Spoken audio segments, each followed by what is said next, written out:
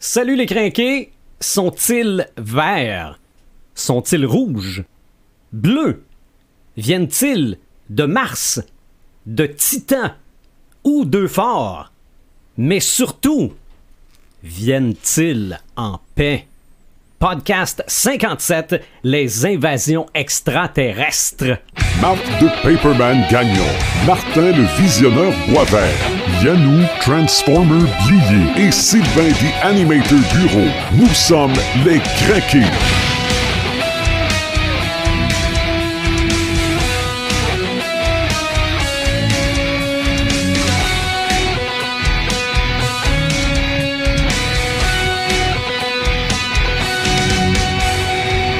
« 57e podcast déjà et aujourd'hui, les invasions extraterrestres parce que c'est un thème de la culture populaire important. Et pourquoi je le spécifie? Parce que il y en a qui ont pensé que on était des Raéliens ou quelque chose comme ça. Là. Ouais. Non, on parle d'invasion extraterrestre dans la culture populaire. Important de le mentionner pour ceux qui ne l'avaient pas compris. En fiction, hein? En fiction, On n'est pas ici pour exactement. commencer à essayer de prouver que les extraterrestres existent, là. Non, non. C'est pas ça le but. Non, c'est pas. On fait pas un podcast où on réfléchit sur la possible vie hors planète. Non. Vraiment pas. Mais des invasions extraterrestres, il y en a dans la culture populaire, même que moi je pensais niveau 1, Marc, toi tu dis niveau 0. Ouais. Tellement on égratigne le dessus de l'iceberg. Donc Paperman, salut. Salut. Martin le Visionneur, salut. Et Yannou Transformer Blier, salut. Salut. Comment ça va? Ça va quand même bien. Oui. Beau titre. Ouais, m'attendais pas à ça. Parce qu'on va rappeler que Yannou est avec nous autres au podcast 27. J'ai fait une recherche pour me rappeler du numéro du podcast où on avait justement parlé des Transformers. Moi, j'aimerais ça qu'on règle ce cas-là tout de suite. Là. Oui, moi aussi. Est-ce que Transformer, c'est une invasion extraterrestre? Oui et non, ça va dépendre des univers. C'est carrément Ok. ça. Parce qu'on s'entend que des anciens dessins animés, ils sont juste tombés sur la planète comme par hasard. OK. Donc, invasion, on peut pas vraiment dire, mais dans la dernière série des bandes dessinées, là, oui. OK. Ils vont s'intégrer dans une place, ils vont faire des clones des chefs humains pour justement, après ça, déstabiliser les gouvernements pour prendre les ressources. Donc, j'appelle ça une invasion dans ce cas-là. Mais dans le cas des films de Michael Bay, c'est carrément une invasion extraterrestre. Ouais, là. mais juste pour aller chercher le cube. Ouais, mais Ok. C'était ouais. ça la raison au début. OK. Donc, parce qu'il faut essayer de définir ça un peu, Ça a l'air. une invasion extraterrestre, c'est pour s'intégrer à la Terre ou la conquérir. Ouais. Selon moi, c'est ça. Ouais, Ok. c'est pas nécessairement attaqué, ça peut être de façon pacifique aussi. Il y a les deux, là. Oui, ben il y a des invasions d'extraterrestres parmi nous. Ben, pas c'est- présentement, là, mais je veux dire dans les... Mais dans- Pacifique. Si on passe Star Trek, c'est pas mal une invasion pacifique en gros parce qu'ils sont tous intégrés. C'est ça. Ouais, mais ensemble. encore Ils là, viennent pas sur la Terre. c'est ça, on n'est mais pas sur la Terre. C'est ça. Mais les ouais. extraterrestres qui viennent sur la Terre amicalement dans la culture populaire, c'est plutôt rare. C'est plutôt rare, mais il y en a. Mais on Il y en s'est a. concentré une invasion sur la Terre. Ouais, c'est Qui ça. essayent de venir. C'est ça. C'est ça, parce que sinon, Ça finirait plus. si ça avait été un podcast sur les extraterrestres, Là, il y en On a aurait plus. pu faire n'importe quoi. Ça aurait Ouais. été vaste, On pas à aurait peu fait près. 10h30. Probablement. Probablement. Donc, commençons par un 5h30 où on parlera juste des invasions extraterrestres dans la littérature, c'est-à-dire romans, BD. Y en a-tu des invasions extraterrestres, Marc? Pas tant. Ah non? Non, pas tant, parce que la majorité des romans de science-fiction avec les extraterrestres, soit ils sont déjà sur la Terre, mais ils viennent pas pour faire une invasion, ou soit c'est nous qui allons porter notre bonne foi vers eux. Alors, il y a beaucoup de guerres interstellaires, mais vraiment des romans où tu as des extraterrestres qui viennent consciemment sur la planète pour nous botter le cul ou soit nous aider, parce que oui, ça peut arriver. Il y en a, mais ça pleut pas, je te dirais. C'est pour ça que je te dis niveau 0. C'est très difficile de vraiment faire, là, de pas franchir la ligne en tant que tel. Là. Mais j'en ai trouvé, bien entendu. Parce que tu me connais. Ben là. oui, ben là. Je sais que tu fouilles. Ben, je fouille. Le premier qui me vient en tête, ben, je veux dire, on peut pas passer à côté de la stratégie Ender d'Orson Scott Card, qui est typique de roman d'évasion. Sauf que là, présentement, les extraterrestres veulent venir sur la Terre pour nous anéantir. Et nous, on est dans l'espace pour essayer de les arrêter. Mais c'est une invasion parce que le but principal des extraterrestres, c'est de venir pour nous botter les fesses. C'est ça. Et pour nous détruire. Mais bien entendu, la planète Terre va résister avec toute sa ferveur. C'est un roman fort de la science-fiction. C'est un roman, comme je l'ai déjà expliqué, qui était une lecture obligatoire pour plusieurs personnes, même dans les forces armées américaines. C'est une lecture obligatoire.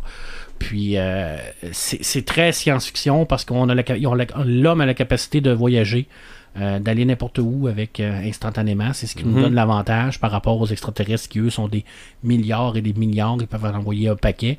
Et ça se passe tout par drone. Alors, c'est quelqu'un qui contrôle à distance les vaisseaux et tout ça. Mais oui, c'est une invasion extraterrestre parce que le but premier des extraterrestres, c'est de nous botter le derrière. Récemment, Ernest Cline, l'auteur de Ready Player One, a écrit Armada. Armada qui se colle un peu sur le roman de Cards, excusez-moi, parce que on va apprendre à l'intérieur de ce roman-là que la majorité des jeux vidéo ont été créés pour recruter des pilotes ou des gens qui sont doués pour contrer une invasion extraterrestre. Alors, donc, Space Invaders, c'est vrai. Space Invaders, c'est vrai. D'ailleurs, il y a beaucoup de légendes urbaines de jeux qui auraient été créés dans le passé par les armées, les forces armées américaines pour trouver des pilotes. Alors, c'est des légendes urbaines, bien que certaines personnes disent que c'est réel. Mais toute légende a toujours une partie de réel, mais il y a une grosse partie de fiction. Mais là, également, on a le même genre de combinaison. Je veux dire, on a un coin qui est caché, le gouvernement qui cache ce fait-là au peuple, qui va récupérer des gens par rapport à ce jeu-là pour former une armée, qui va piloter des drones pour essayer de contrer l'invasion extraterrestre. Mais, à la fin, les gens qui ne veulent pas se faire spoiler, ils fermeront leur micro. À la fin, on se rend compte que l'entité extraterrestre en tant que telle n'est pas méchante. Elle nous teste pour voir comment on va réagir à telle situation pour nous aider à nous développer. Donc, on a une fin différente par rapport au roman de la stratégie Ender. On la voit pas venir, cette fin-là, mais c'est bien écrit. J'ai trouvé ça intelligent. Puis, c'est une nouvelle façon de voir que, oui, des fois, les extraterrestres, ils viennent, puis ils sont pas toujours méchants.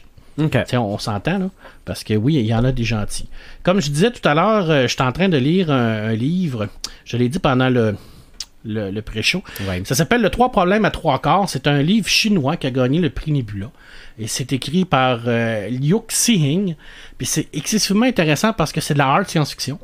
C'est de la hard science-fiction faite en Chine. Ça pleut pas, les romans de science-fiction en Chine.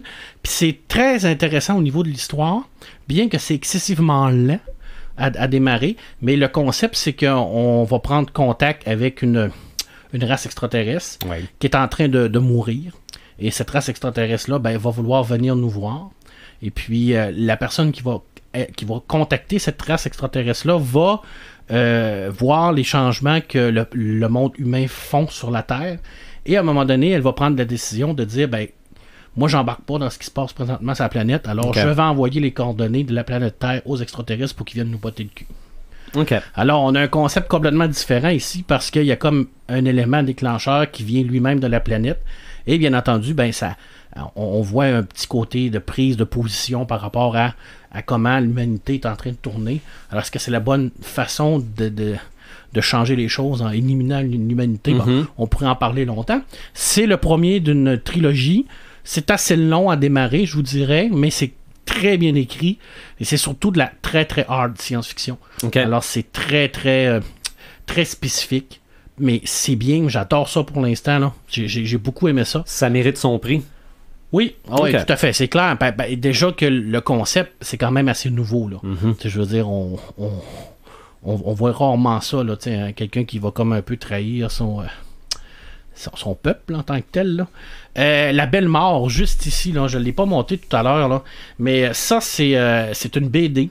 C'est fait par Mathieu Bablette. Mathieu Bablette qui nous avait donné Shangri-La. Je peux le montrer à la caméra pour ceux qui vont regarder la vidéo du podcast. Yes.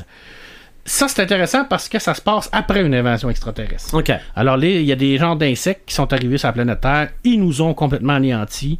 Les personnes qui restent là, c'est les derniers survivants qui essaient de survivre dans ce monde-là et surtout comprendre le pourquoi de la chose. Alors, c'est excessivement poétique dans ce genre-là parce que c'est une belle histoire de survie de l'humanité. Puis, c'est des thèmes récurrents dans la science-fiction. Hein, le pourquoi pourquoi que c'est arrivé, pourquoi ils sont venus ici, est-ce qu'ils sont venus chercher nos ressources, comme dans Terre Champ de Bataille, exemple, que je ne parlerai pas parce que Robert Huard, c'est le créateur de la scientologie, puis c'est une grosse merde ambulante. Bon. Puis je le déteste, puis je suis bien content qu'il soit mort, puis qu'il pourrisse. C'est assez clair. Ça, c'est direct.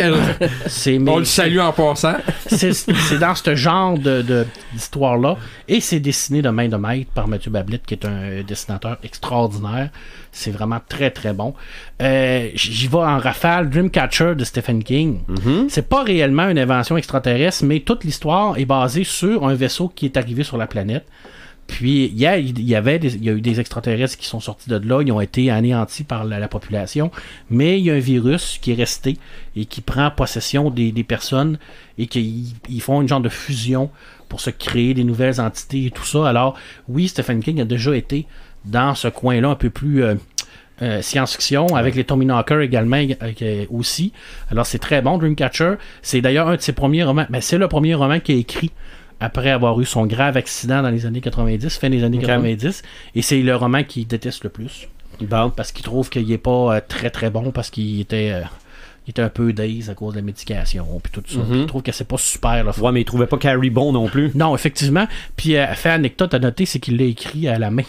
OK.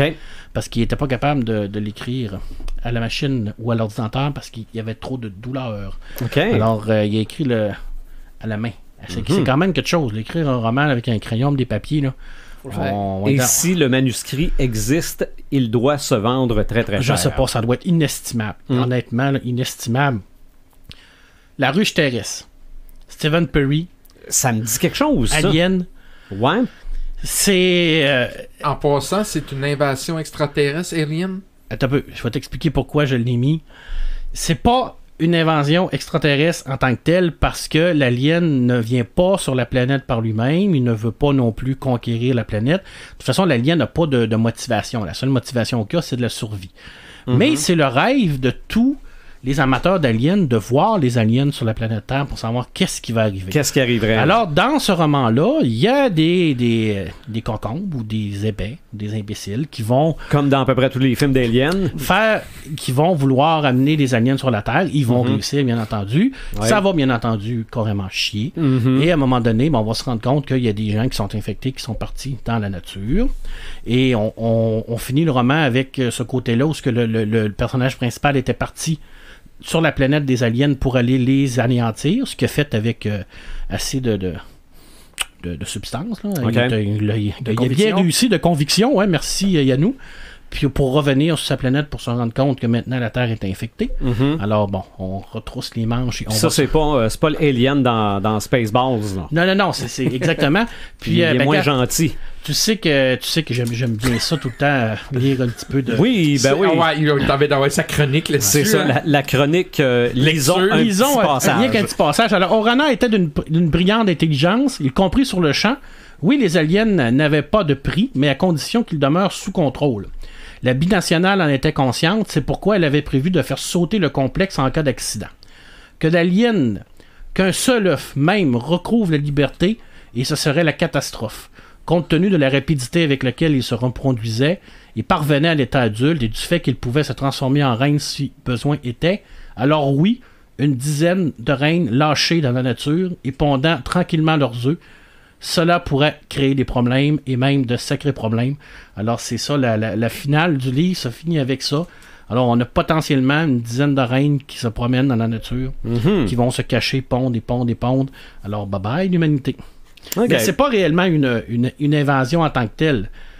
Ça va en devenir une, parce qu'une fois qu'ils sont sur la planète Terre, c'est sûr qu'eux autres, ils vont conquérir. C'est ça. Ils vont survivre, puis la seule façon de survivre pour eux autres, c'est de nous anéantir. De toute façon, pour eux autres, on n'est rien que la chair. Ils nous mangent même pas. Ils utilisent notre corps pour pour pondre dedans, puis si t'es pas utile, ils te tuent. Mhm. Ils n'ont aucune moralité, ils n'ont pas de problème, c'est des créatures parfaites. Parce que dans ce style-là, Starship Trooper, par exemple, n'est pas un livre d'invasion extraterrestre, parce que les arachnides viennent pas sur la planète Terre, ils veulent nous détruire en nous pitchant des astéroïdes, ce qui est quand même pas pire pour des arachnides. Oui, ben ouais, on absolument. s'entend-tu, là? Mais c'est nous, l'humanité, dans ce roman-là, qui part à la conquête de la planète des arachnides pour se faire botter le derrière. Mais ça marche pas toujours. Dans le même genre, la guerre éternelle, c'est la même affaire. La Terre est là. Il y a des races extraterrestres qui veulent trouver la Terre. C'est sûr et certain que les Tauran veulent la trouver, mais ils la trouvent pas. Mais leur but premier, c'est de nous anéantir. Pour se rendre compte à un moment donné qu'on ne s'est jamais parlé ensemble. Puis la première question que chaque personne se pose après 10 000 ans de guerre, quand ils ont réussi à communiquer pour la première fois, c'est pourquoi avez-vous commencé? Mhm. Alors, c'est l'extraterrestre, les Taurans posent cette question-là à l'humain pose cette question-là, ben c'est vous autres qui avez commencé. OK. Alors, 10 000 ans de guerre se font sur une seule et unique question de communication qui n'a jamais été faite, parce qu'ils ne voulaient pas faire la guerre, nous autres non plus. Mais on l'a fait pareil. Mais on l'a fait pareil. Mais tu sais, Marc, tu dis que les extraterrestres sont là pour nous anéantir. Oui, mais majoritairement dans la littérature. Oui, mais quel intérêt ils ont à faire ça? Alors, je sais, là, on sait que c'est pas vrai, mais on se met dans la situation, c'est vrai. C'est quoi leur but? Pourquoi nous... Déjà, c'est des êtres plus intelligents que nous autres qui ont créé des affaires plus gros, des vaisseaux qu'on n'est même pas capable de faire. Qu'est-ce qu'ils ont à perdre? Ouais, pourquoi ils viennent Ils ont donc bien du temps à perdre. Ouais, pourquoi ils viennent nous attaquer? Qu'est-ce qu'ils veulent aller chercher dans le fond? Parce que ils nous attaquent, tu sais, comme la guerre des mondes, ils nous attaquent, ils nous tuent, mais c'est dans quel but? Majoritairement, c'est une question de ressources. Souvent, les extraterrestres vont partir de leur planète parce que leur planète est désuète, il n'y a pas assez de ressources pour eux. Ok, fait qu'ils venir- détruisent l'humanité pour venir habiter. Venir habiter ou tout simplement venir vampiriser nos ressources. Puis repartir avec. L'eau, l'air, Exactement, tout ça, partir avec. Nous autres, comme de la viande aussi. L'or, qui Exactement. sert beaucoup dans des circuits. Ouais, exactement. Se protéger du soleil pour ça. Le plus grand roman de tous les temps d'invasion extraterrestre, ben on peut pas passer à côté, c'est le roman d'H.G. Wells. Oui. Bien entendu. Je veux dire, ça, c'est comme un genre de classique, la guerre des mondes. Ça a été c'est le summum des invasions extraterrestres. Est-ce que c'est le premier? Ben, moi, je pense que c'est un des premiers, certainement. C'est pas le premier, là, parce qu'on parle de 1898. Là. On s'entend-tu qu'écrire en 1898 que des extraterrestres arrivaient, puis avec des machines, avec des rayons de la mort, puis c'était quelque chose, là. Je veux dire, c'est extraordinaire ce que Wells a fait. Toute l'œuvre de Wells est extraordinaire, parce que c'est un écrivain de science-fiction hors pair, mais la guerre des mondes, je veux dire, c'était du jamais vu. Puis tout ce qui a été fait à partir de la guerre des mondes, ça a tellement influencé les gens, tellement influencé la culture populaire, la culture geek, la littérature, le cinéma, le théâtre, la radio, parce que Orson Welles en a fait une émission à la radio qui a foutu le bordel du dieu terrible. Ça, le monde pensait vraiment qu'il y avait des martiens qui arrivaient. Là. C'était la panique dans la ville, c'était épouvantable. Là. Je veux dire, c'était fou raide, là. Mais c'est un roman extraordinaire de science-fiction. Mais je le répète, là, ça a été écrit en 1898. Je dis, d'avoir pensé à ça, il fallait que Wells soit excessivement précurseur. C'est sûr qu'il y a tout le côté social dans l'écriture de Wells, parce qu'il parle d'un impérialisme anglais, et ainsi de suite, la guerre et tout ça. Mais la science-fiction pure comme ça, à cette époque-là, c'est extraordinaire. Ouais. Pour moi, là, c'est le plus grand roman de tous les temps au niveau des invasions extraterrestres. Et là, c'est pur. On le sait, ils sont apparus sur la Terre, ils sont là. Leur seul but, c'est de nous anéantir. Puis il n'y a pas de commune mesure. Là. Il n'y a pas de communication avec eux autres. Ils veulent rien savoir de nous autres. Ils nous parlent pas. On les intéresse pas. La seule affaire qu'ils veulent, c'est qu'on meure. C'est pas compliqué, là. Fait que c'est la base même de l'évasion. Oui. Fait que, écoute, ça fait pas mal le tour, je te dirais. J'ai pas mal fait rapidement le tour. Comme je te disais, il y en a beaucoup. Je rappelle les Berserkers que j'avais déjà parlé, où c'est des machines à tuer qui viennent.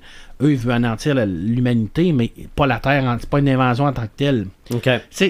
La ligne est mince entre les deux. Mais avec Guerre des mondes, là, si vous avez jamais lu ça, là, d'ailleurs, il a été adapté, Guerre des mondes, en BD, dans une collection qui est les grands classiques de la littérature. Alors, tous les grands auteurs classiques, Victor Hugo, Jules Verne, écoute, j'en passe, H.G. Wells, tous les gens qui ont écrit sont adaptés en BD, c'est sublime. La machine à remonter dans le temps est adaptée en BD. J'en ai parlé, La Guerre des Mondes, en 2 BD. C'est sûr que c'est une adaptation, c'est différent, c'est beaucoup plus léger que le roman, mais ça nous donne une bonne appréciation de l'œuvre, puis surtout pour les jeunes qui veulent s'initier aux grands classiques de la littérature sans passer tout de suite par le roman, qui peut être barbant. Je vous l'avoue, c'est l'écriture de 1898, c'est pas l'écriture de 2018. Mais je l'ai pas encore lu. On s'entend que je le répète, c'est comme lire du Lovecraft ou comme lire du Howard. Faut se remettre à l'époque, dans le temps. Quelqu'un qui ne veut pas tout de suite embarquer là-dedans peut commencer par les adaptations BD. Ça te donne une idée, ça te donne l'envie, puis après ça, ben, tu fonces. Puis après ça, c'est merveilleux. Mais La Guerre des Mondes, c'est un roman marquant. Pour moi, c'est un 10 sur 10. OK. Ben moi, pas mal le tour. Pour ce qui est des invasions extraterrestres, je vais y aller tantôt au sens propre, mais je veux y aller un petit peu avant au sens figuré, c'est-à-dire les extraterrestres qui m'ont envahi. Qui ont envahi mon monde, qui ont envahi le petit écran. J'en fais une courte liste. Le premier, c'est le Grand Gazou. Vous rappelez-vous du Grand Gazou? Oui, dans les pierres à feu. Ben oui, dans les pierres à feu. Fred est le seul à le voir. Arthur, le vois-tu? Non. Oui, Arthur le voit. Arthur le voit aussi. C'est un ami imaginaire? Ben, pour les autres, oui. Mais Fred et Arthur voient le Grand Gazou. Comme sur son épaule. Oui, c'est un petit bonhomme vert avec un casse en vitre. Oh, et c'est pas un genre de pouvoir. Là? C'est un genre des Jetsons. Il ressemble un petit peu aux Jetsons. C'est le même genre de dessin. C'est ça, c'est le Grand Gazou. Mais dans le même ordre d'idée, il y a aussi Marvin le Martien. Oui. Ça, c'est dans les Looney Tunes. Oui. C'est celui qui parle comme ça un peu. OK? Non, mais lui, dans Duck Dodgers, là, regarde, c'est presque la version extraterrestre du coyote. Oui, lui, il veut tout faire, mais ça fonctionne jamais. J'ai parlé tantôt, en nommant mes planètes, de la planète Eudor, le prince d'Eudor. Martin, c'est Tarus. Oui, ben oui. Okay. Et c'est un extraterrestre. C'est ça, donc. Et c'est une invasion extraterrestre. C'est côté des méchants, en tout cas, là, qui mais les méchants se rendent.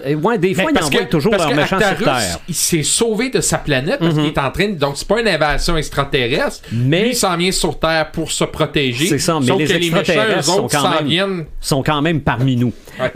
Superman. C'est un extraterrestre. Tout à fait. Bien souvent, il peut avoir des chums comme des ennemis qui viennent essayer de le trouver et tout ça. On est qu'à passer à Doomsday.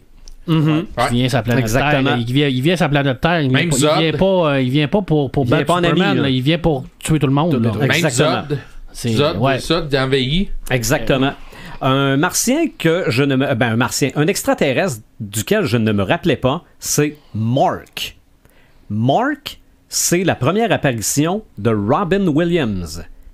Williams. Avec des petites lanternes, là. Je pense que oui, où il est caché, mais c'était Mork and Mindy, la télésérie. Ok, c'était pas dans Saturday Night Live? Non, ben peut-être que ça a commencé comme ça. Puis après ça, c'est devenu une télésérie. Mais le premier rôle marquant de Robin Williams, c'est Mark. Je pense qu'il disait, c'était lui qui disait Nanou Nanou ou quelque chose comme ça. Là. Bon, rapidement, Alf.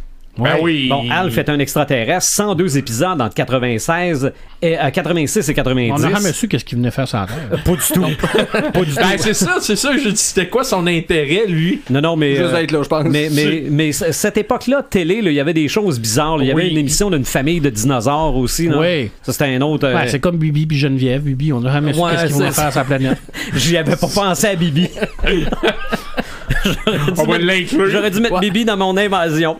Et Roger dans American Dad, c'est un extraterrestre aussi qui vit parmi nous. Mais pour ce qui est des téléséries où on pourrait dire invasion extraterrestre, je mets Supergirl là-dedans. Oui. Oui. Si ça passe pour Superman, ça passe pour Supergirl. Oui, mais Supergirl, il y a des extraterrestres partout. Il y a un bar d'extraterrestres dans Supergirl. Et on se sert souvent de ça pour parler de thèmes qu'on ferait pas avec des êtres humains. OK? Comme la ségrégation, le racisme. On peut faire ça avec des extraterrestres, là, tant qu'on veut, on peut enfermer en prison des extraterrestres C'est pas grave. parce qu'ils sont des extraterrestres. Toi, tu parles C'est de pas la grave. série actuelle. Oui, la série actuelle qui a commencé depuis... avec le film aussi. Non, la série qui est Ok. présentement en cours, en fait, c'est depuis 2015. Ouais. Mais à part ça, je ne peux pas penser à côté de ma télésérie d'invasion extraterrestre, c'est V. Ah oui, V, Ok? c'est un classique. Mais V, là, vraiment, 1983-1984, parce que oui, il y a eu V 2009-2011, avec, entre autres, Morena Baccarin, qu'on a connu là-dedans, qui est dans Gotham, puis qui est Miss Deadpool, là. OK? Oui. On l'a connu, en tout cas, moi, je l'ai connu dans la deuxième mouture de V. Mais la première, là, c'est une invasion extraterrestre totalement pacifique. Oui, tout à fait. OK, totalement, ils sont là parce qu'ils veulent notre bien, nous guérir, puis tout ce qu'ils veulent, puis la belle Diana avec son côte rouge, puis ses grosses lunettes. Accès à leur technologie. Exactement, tout ce que vous voulez. Entrez dans notre armée, puis il n'y en aura pas de problème. Mais c'est la version extraterrestre des nazis, là. Clairement. OK, c'est vraiment ça. Ce qu'ils veulent, c'est notre eau, c'est des lézards cachés. Oui, avec la peau des fois arrachée. C'est ça, parce que là, il y a un journaliste qui a découvert ça, puis qui veut justement faire ameuter la population. La rébellion se forme. À un moment donné, il y en a une qui tombe enceinte à la Ça, c'est terrible. à la couche d'un bébé lézard. Et après ça, attention, il y en a un deuxième.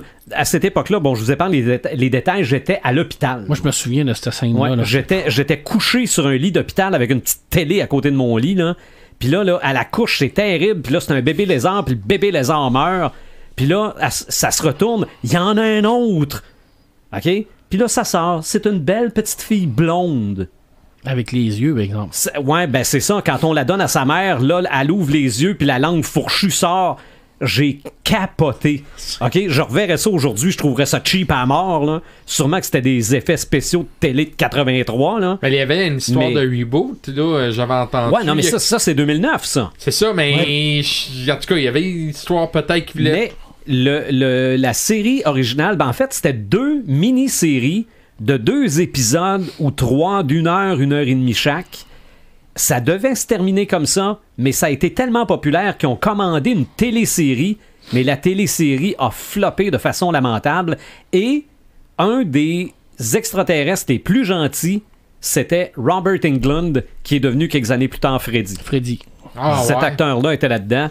C'était un des plus gentils extraterrestres, un peu naïf, un peu... Ça vient-tu d'autre, là, les reptiliens, là, le genre de... Je le sais pas, mais c'est légende urbaine. Mais dans là, ce cas-ci, c'est des reptiliens. Que les gens des voient des reptiliens partout, là. Ah, là, c'est peut-être à cause de ça. Ben, c'est drôle, moi je me souviens, c'est leur costume rouge, avec leurs fameuses lunettes qui étaient très à la mode. Là, c'était très années 80. Futuriste de 83. Ouais, pour aujourd'hui, là, t'oserais même pas porter ça. Là. C'est ça, mais le thème, selon moi, est encore très, très actuel. On referait V aujourd'hui, puis ça serait encore aussi bon. Et peut-être même meilleur à cause des effets spéciaux. Voilà. La série de 2009, moi, j'avais bien aimé ça. Ouais, j'ai pas vu, moi. Moi, j'avais bien aimé ça. C'était-tu un reboot complet ou c'était... Je pense que oui. C'était un reboot, mais c'était la même histoire, la même prémisse, sauf que c'était... c'était adapté là, avec des nouvelles technologies. Là, fait mais c'était la même affaire. Il arrivait, il nous donnait tout, puis...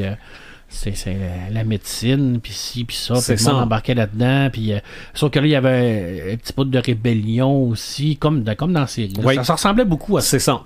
Mais c'était fou. Moi, j'avais bien aimé ça. C'est ça, parce que la première mini-série se terminait par la rébellion. Ouais. D'ailleurs, ça finissait qu'il faisait un gros V sur un mur avec de la peinture, puis c'était le V. C'est ça, c'était le V, c'était le logo. Là. Ça voulait dire Victory, je pense. C'est ça, exactement. Des invasions extraterrestres au cinéma visionneur. Ben, moi, je dirais, comme Marc dit, moi, je serais dans le niveau -1, parce que là, il y en a énormément. Ce que j'ai fait, j'ai vraiment été avec... Je pense que c'est des gros classiques du cinéma que tu ne peux pas passer à côté. C'est des choix personnels aussi, puis en même temps, c'est des choix que si les gens n'ont pas vu, que je recommanderais fortement. Et tantôt, Marc parlait de ça, puis je regardais ma liste, puis je me suis rendu compte, mon Dieu, j'ai 3 films de Steven Spielberg là-dedans. OK, Steven Spielberg, faut croire qu'il s'est spécialisé un peu dans ces espèces-là. Écoute, moi, un des films que j'ai vraiment adoré de Steven Spielberg puis qui va vraiment marquer ma jeunesse, évidemment, c'est Rencontre du troisième type. On peut pas passer à côté de ce film-là avec ce méga gros vaisseau très lumineux, très coloré. Richard Redford qui devient complètement transformé pendant ce film-là. Parce qu'on ne sait pas ce qu'il y a dedans, je pense. À la fin, on le voit, là, quand les extraterrestres viennent chercher les élus. Là. C'est ça, là. Mais encore là, on ne sait pas qu'est-ce qui arrive avec ces élus-là. C'est ça, là. Mais on voit que Richard Dreyfuss devient complètement obsédé. La fameuse scène de montagne de patates dans la maison, c'est un gros classique, ça aussi. Là. Tu comprends pas pourquoi il fait ça. Mais, tu vois, c'est un film où on utilise... Il cherchait un moyen de communication. Et il le trouvait pas. Et cette fameuse scène à la fin avec le synthétiseur, où il communique par synthétiseur avec la lumière. Moi, j'ai trouvé ça génial. C'est quoi la toune? Hey, je l'ai des fois sur le bout de la langue, là, mais je suis sûr que t'es capable de me le dire. Mais c'est pas tout. Ouais, mais c'est pas Rocky Balboa qui fait ça avec son Strong Gun, oui. Ok, c'est la même? Mais il me semble que c'est ça. Ok. La même chose. Mais moi, j'ai trouvé ça vraiment un excellent... C'est un grand classique, là. Ma petite rosse. C'est Strong Gun. Ma rosse. Je l'aime, ma rosse. Mais je sais pas. Nous sommes envahis. En tout cas, ça, c'est une autre invasion extraterrestre, hein, Rocky Belles Oreilles, là. Mais regarde, ça, c'est ceux qui ont jamais vu ça, il faut voir. C'est un excellent film. Je pense qu'on peut... en tout cas, je sais pas si on peut encore le trouver, mais moi, je l'avais vu par Prise 2 ou Cinépop. Ouais, il doit passer à Cinépop pour ça. Ouais, mais je vous dirais que... On dirait qu'il est très difficile quand même on le voit jamais. Je sais pas pourquoi, mais c'est le genre de film qui ne jouerait pas à TV généralisé. Probablement que le sujet il est trop. Puis j'ai comme l'impression que c'est ce film-là qui a donné le goût à des gens de faire des fausses photos d'invasion extraterrestre qu'on voit, là, quelqu'un qui croit à l'arrivée avec une photo, une petite espèce de vaisseau spatial dans les nuages. J'ai l'impression que c'est parti parce que ça date de 1967, ce film-là. OK? Et ce qui est fun, c'est que après ce film-là, il a embarqué directement avec un autre film d'invasion extraterrestre qui est vraiment très pacifique. Évidemment, c'est E.T. extraterrestre. Ça, on peut pas passer à côté de... C'est ça, les méchants, c'est les humains là-dedans. Encore là, on pense qu'ils sont méchants. Ouais, c'est ça. Puis encore là aussi, ce film-là, il y a un petit côté Stranger Things avec les jeunes en vélo, puis tout. E.T. qui est sympathique, qui est adorable. On veut l'adopter, on l'aime, on veut l'aider. Puis eux autres, ils venaient seulement pour faire de la recherche botanique. Aussi simple que ça. Tu sais, quand on parle d'invasion, ils venaient pour faire... Mais ils ont quand même oublié leur enfant. Ça fait un peu « Maman, j'ai raté l'avion ». Ouais. Mais, puis on se souvient que c'est le genre J'ai raté la soucoupe. Voilà. Mais on se souvient que c'est le film qui a été pris des années avant que ça sorte en VHS. C'est vrai. Je me souviens, là, ça a pris une dizaine d'années, on comprenait pas pourquoi ils voulaient pas, mais ça a tellement marché, ce film-là, que ça a pris comme un 10-15 ans avant qu'il sorte. Ça, c'est un autre gros classique. Et le troisième de Steven Spielberg, évidemment, on peut pas passer à côté de La Guerre des Mondes 2005, où ça part solide en partant, dès le début du film, d'invasion extraterrestre. C'est un film assez épeurant un peu, parce que ça se passe beaucoup dans la noirceur. La jeune fille qui se ramasse dans le sol, dans le grenier, qui essaye de se cacher, puis tu vois les invasions extraterrestres qui essayent de la prendre. Tom Cruise, il est toujours aussi excellent. La version de 53, je ne l'ai jamais vue. J'ose penser que c'est fait avec les moyens. Bon, évidemment, à cette époque-là, c'était pas aussi gros, aussi populaire, mais j'imagine qu'il y avait un petit quelque chose dans ce film-là qui pouvait être intéressant. Un petit quelque chose que j'aimais plus du 53, c'est vraiment qu'on suivait plus l'équipe de scientifiques qui essayaient de les arrêter. Contrairement à juste Tom Cruise qui s'échappe, puis on apprenait vraiment comment que les extraterrestres sont avec Tom Cruise, on fait vraiment du divertissement. C'est un film d'action. Il essaie de se sauver, puis il veut protéger sa fille, puis tout. Mais quand même, les vaisseaux sont vraiment spectaculaires avec des genres de petites pattes d'araignée. Là, tout ça. Ils sont pas mal pareils dans l'ancien aussi. La vieille version est plus collée sur le roman que la nouvelle version. Sûrement, mais bon, tu sais, c'est un autre film de Steven Spielberg. Mais par contre, le rayon de la mort dans la nouvelle version, il désintègre c'est rayon de la mort, de la mort.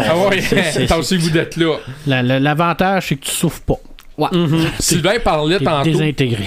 Sylvain parlait tantôt des. Pour une fois que c'est les humains qui sont méchants et les extraterrestres sont pacifiques, eh bien, il faudrait absolument parler de District 9. Oui. OK, de Neil Buckerman, où, dans le fond, les extraterrestres, leur vaisseau reste comme suspendu. Ils viennent pacifiquement pour pouvoir aider, essayer de réparer leur vaisseau. Sauf que là, c'est les humains qui sont vraiment, là, ils veulent vraiment se débarrasser d'eux autres. Et ce que j'ai aimé beaucoup de ce film-là, c'est cette espèce de documentaire, un peu à la documentaire au début, où c'est un journaliste qui fait un reportage, donc ça donne un petit côté documentaire, et on voit sa transformation graduelle en cette chose-là. Donc, il éprouve un amour pour son amoureux, mais sa transformation fait qu'il faut qu'il se cache. Et ça a été un film qui m'a marqué, ça aussi, sincèrement. Si les gens l'ont pas vu, faut le voir, là. Très politique comme Très film politique aussi. Ouais, aussi. c'était en Afrique du Sud avec l'apartheid, puis l'intégration, puis c'est l'autorisation. C'est un peu ce que je disais tantôt. Des fois, on se sert de ça. Je dis parce que les extraterrestres là-dedans, ils sont mis dans des ghettos. Là. C'est ça, parce que il n'y a aucune intégration. Là. Mais non. On les laisse dans leur marde. Dans mon segment télé, j'ai pas parlé de Twilight Zone. Ouais. Mais Twilight Zone, dans les années 60, Rod Serling, celui qui écrivait ça, se servait justement des extraterrestres pour passer des messages politiques, parce que un extraterrestre, justement, pouvait arriver sur la Terre puis dire « Vous autres, vous mourrez ». C'est ça. Et ce qui est le fun, l'extraterrestre, tu peux le torturer, tu peux le tuer. Ouais, aussi. C'est pas comme tuer un humain, c'est pas... C'est ça. Non, puis souvent, dans toute invasion extraterrestre, il y a tout le temps une période dans le film où on fait une recherche sur l'extraterrestre, on le rouvre ses membres, puis on essaie de comprendre ce qu'est un extraterrestre, comment il est fait intérieurement, puis on voit quasiment tout ça dans les films, là. Mais District 9, ce qui m'a vraiment fasciné, c'est la manière de réaliser ce film-là, et je trouvais que ça faisait vraiment original de voir que c'est les extraterrestres qui venaient pacifiquement. Puis le gars, on voit ça. Et puis au début du film, le gars, il est comme pas trop sûr. Il devient ami avec eux autres. Mais tu sais, il y a quelque chose de vraiment fascinant là, avec eux autres. Là. Et j'en ai quelques-uns. Je vais faire assez rapidement. Je peux pas passer à côté de Denis Villeneuve avec The Arrival. Une invasion extraterrestre, un excellent film qui est pas nécessairement facile à comprendre, mais de voir que eux autres ils restent plantés là, puis que les humains essaient de s'approcher d'eux autres, ça amène un petit côté suspense, ça, que j'ai bien aimé là. Puis bon, regarde, si tu Denis Villeneuve, c'est probablement sa meilleure réalisation qu'on fait. Fait que je le recommande fortement. Ça, c'est vraiment du côté pacifique. Mais je vous dirais que 90%, c'est vraiment on décale la guerre, ça devient post-apocalyptique. Des fois, on la déclare même pas. Ah non, il arrive, là, puis sans arrêt. Écoute, fallait que je mette une comédie là-dedans. Oui. OK, il pouvait pas passer à côté de Les Gendarmes et les Extraterrestres de Louis Funès. Non, c'est pas vrai. Non, mais c'est vrai, ils ont fait un film, Les Gendarmes. Mais bon, regarde. Non, je parle de Mars Attack. Oui. OK, j'en ai parlé un petit peu. Mars Attack, la performance de Jack Nicholson en président des États-Unis est vraiment sublime. Il est sérieux, mais on le trouve drôle. OK, il est caricatural, là. Tu sais, juste sa manière de bouger son visage, là, il est vraiment... C'est du Nicholson. C'est du Nicholson, c'est ça. C'est un film très, très, très... exagéré, effectivement, mais c'est vraiment caricaturé. C'est un hommage qu'on fait aux anciens films. Avec les soucoupes volantes, tout en aluminium rond, les bonhommes verts avec des grosses têtes puis un gros casque.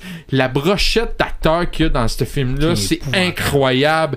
Il y en a énormément. Ça fait juste prouver que le monde voulait... Ils sont juste là pour être désintégrés. Oui, je veux pas spoiler, mais ils sont tous désintégrés. Décapités ou collés sur un corps de chien. C'est ça, là. Mais ce film-là, il y a pas vraiment... Puis, il y a peut-être Tim Burton a peut-être voulu expliquer qu'on est peut-être naïf un peu envers les extraterrestres parce que l'humain a toujours voulu donner une deuxième chance à l'extraterrestre, mais lui, il est pas fou. Lui, il il tue tout, là. Mais, tu sais, c'est vrai, là, tu sais. Une chose est sûre, c'est que leur traducteur universel ne marche pas comme lui de Star Trek. Non. Nous sommes venus en paix, là. Non, c'est pas vrai, hein. Il voulait nous donner la paix. C'était dans quoi? C'était dans quel film, ça? C'était dans le film avec Dolph Lundgren où il y avait un extraterrestre qui venait sur la planète Terre pour chercher... Le maître de l'univers? Non, il venait... Dark Angel. C'était un extraterrestre qui venait sur la planète Terre pour donner des overdoses d'héroïne aux gens parce qu'il récupérait la dopamine que ça faisait. Puis cette drogue-là, il vendait ça dans sa planète puis ça valait une fortune. Puis il y avait un policier Ça fait VHS, ça. qui était venu avec lui pour l'arrêter. Puis on peut parler d'un genre d'invasion extraterrestre. Puis à un moment donné, il disait ça. Il arrêtait pas. Il parlait pas. Il disait je suis venu en paix. Puis à un moment donné, Dolph Lundgren, il avait volé le fusil. Puis il avait dit tu es venu en paix. Je vais te la foutre la paix. Puis oui. Ah ouais? Ça, là, tu devais trouver ça entre une cassette de Van Damme et une cassette de Seagal. Ouais, tout à fait. C'est dans le même genre. Moi, j'en rajoute. Battle Los Angeles. Los Angeles. OK. Écoute, Mais ça, c'est pas avec... c'est avec... Comment il s'appelait l'acteur là, qui c'est lui qui jouait faisait... Two-Face dans... Two-Face dans Aaron Eckhart. Aaron Eckhart. OK. Alors ça aussi, ça c'est purement là, les extraterrestres, ils arrivent, on sait absolument pas pourquoi ils sont là, puis ils débarquent, puis paf. Puis ce qui est intéressant là-dedans, c'est que les Marines, ils ont aucune connaissance des extraterrestres. Ils sont pas capables de les tuer. Écoute, ils peuvent déverser les chargeurs de balles sur eux autres, puis il se passe rien. Puis ce que tu dis, tu vas faire la scène où ce que t'essaies de découvrir c'est quoi les extraterrestres puis tout ça, ben maintenant il en pogne un puis le vide, puis la seule affaire qu'il essaie de trouver c'est comment qu'on fait pour les tuer le plus rapidement possible. Fait qu'il y a le couteau puis il essaie de trouver le trouver. Puis on peut pas oublier le magnifique Battleship. Voyons, Martin, t'as oublié le film Battleship. C'est un film d'extraterrestres, ça? Je l'ai jamais vu. C'est des extraterrestres. Attends, Battleship, c'est le bateau, le navire, là? Ben oui, t'as pas vu le film Battleship? Oui, je l'ai vu, mais j'aurais jamais pensé que c'était une invasion extraterrestre. Ben oui, on envoie nos coordonnées dans l'espace, puis ils te rendent compte qu'on a de l'or, puis eux autres, ils envoient du monde. OK. Ils envoient des gens. C'est pas évident de... Non, écoute, c'est des gros bateaux extraterrestres. Ça fait très Transformer un peu. Ouais, Ouais, ça a été fait pas mal les mêmes années, on s'entend. C'est ça, là. Ils viennent quand même ici bon. pour envoyer un signal pour que leur flotte débarque pour nous anéantir. Ouais. Puis là, c'est vrai que, non, honnêtement, je l'ai pas mis, mais c'est un excellent choix, là. Tellement, là. C'est ça. Les choix sont excellents, mais tu écoute, Battleship, là, écoutez pas ça. Moi, je l'ai là, vu, ce film-là, j'ai aimé ça, mais ça a l'air c'est pas représentatif du jeu. Ou... Non, mais le jeu, c'est bataille navale, là. Bataille Ouais, c'est un écran, t'as un écran. Coulé, là. Ouais, c'est ça, t'as un écran. Le pire, c'est qu'ils le font dans le film, à un moment donné. Ah ouais? Fait que finalement, ils font comme Doom. Ouais. Ok, ça c'est une autre histoire, vraiment. L'autre film, puis en même temps aussi les invasions extraterrestres, il y a quelque chose de très patriotique aussi. Hein? Ben oui. C'est tout le temps l'armée, le président américain, puis c'est l'armée qui va aller se battre. Ben moi je peux pas passer à côté du gros divertissement parce que j'appelle ça un gros divertissement. Ouais. Independence Day. Ah, Ben oui. Ok, avec Will Smith là. Oui, là. Écoute, il arrive, il détruit. La Maison le Blanche. Capitole, la Maison Blanche. Mais en même temps aussi, c'est exagéré parce que les gars en avion, qui réussissent à détruire cette espèce de gros vaisseau qui est quasiment 10 fois plus gros que les avions, mais ils réussissent. Mais en même temps, le président des États-Unis qui laisse sa place, qui laisse pour mourir, pour aider. Ça, c'est un vrai film de divertissement. Ouais, ben oui. Tu sais, regarde, Là, on est dans le Michael Bay pas mal. Là. Ouais, non, c'était même pas Michael Bay. Non, je sais, mais je te Mais parle c'est du dans le même genre. style. là. Ouais, C'est Roland... C'était quoi? C'était Roland Emmerich qui Ouais, ressemble à oui. ouais. Ok. Le deuxième, je le conseille pas, il est moins réussi. Ils ont voulu arranger l'absence de Will Smith, bon, tout ça.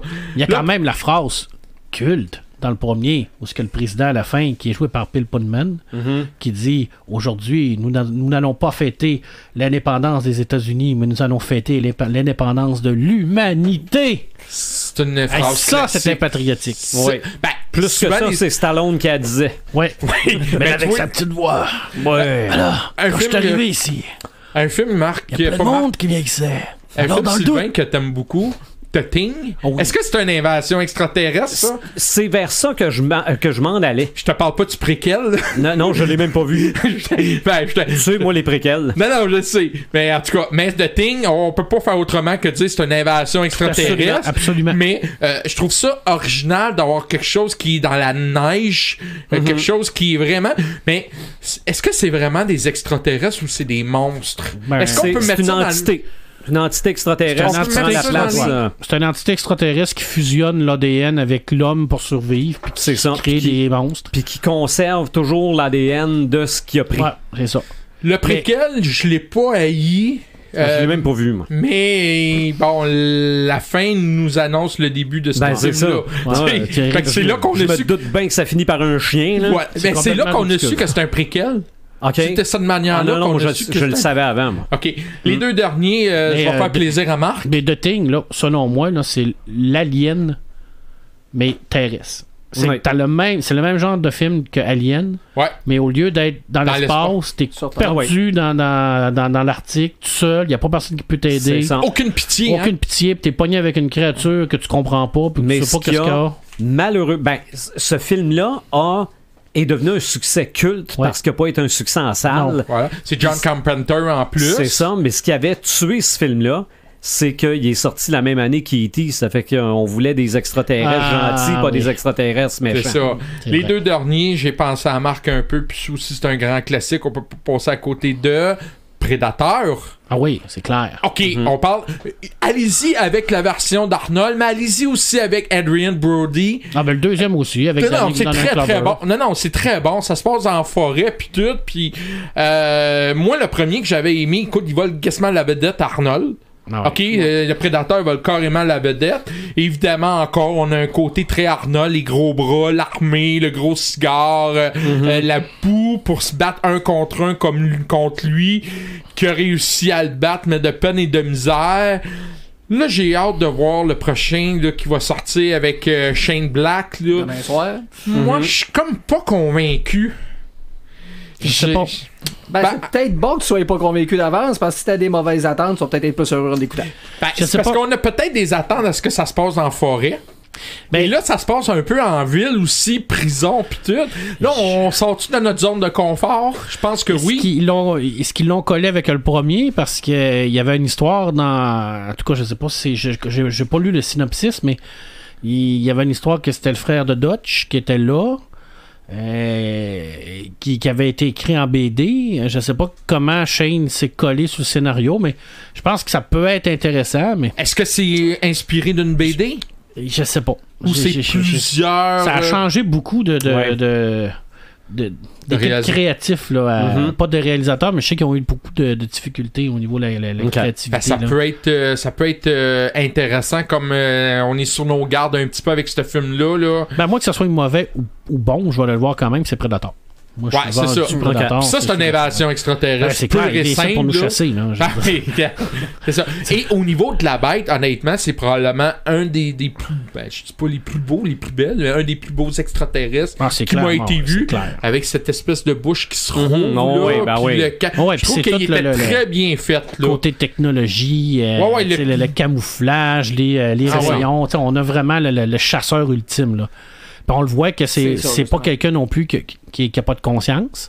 Parce que dans le 2, quand il attaque la fille, il se rend compte que malgré le fait que ce soit une policière puis qu'elle est en train de se tirer dessus puis que ça ferait une maudite bonne prise, il se rend compte qu'elle est enceinte, il la laisse tomber, il la laisse partir parce que le renouvellement de ses proies, c'est important pour lui. Il va avoir Ok. des proies, puis il va tout le temps vers des proies les plus difficiles possibles parce que c'est l'échelle de valeur. Plus ta proie va être forte, plus ta proie va être difficile à chasser, plus tu vas monter dans l'échelon. Puis on le voit très bien dans la fin du 2 là, avec son mur de C'est comme ça la chasse. c'est ça, Ouais. avec son mur où ce qu'on voit le crâne d'alien, puis Parce tout ça, que- on le Ouais. voit là.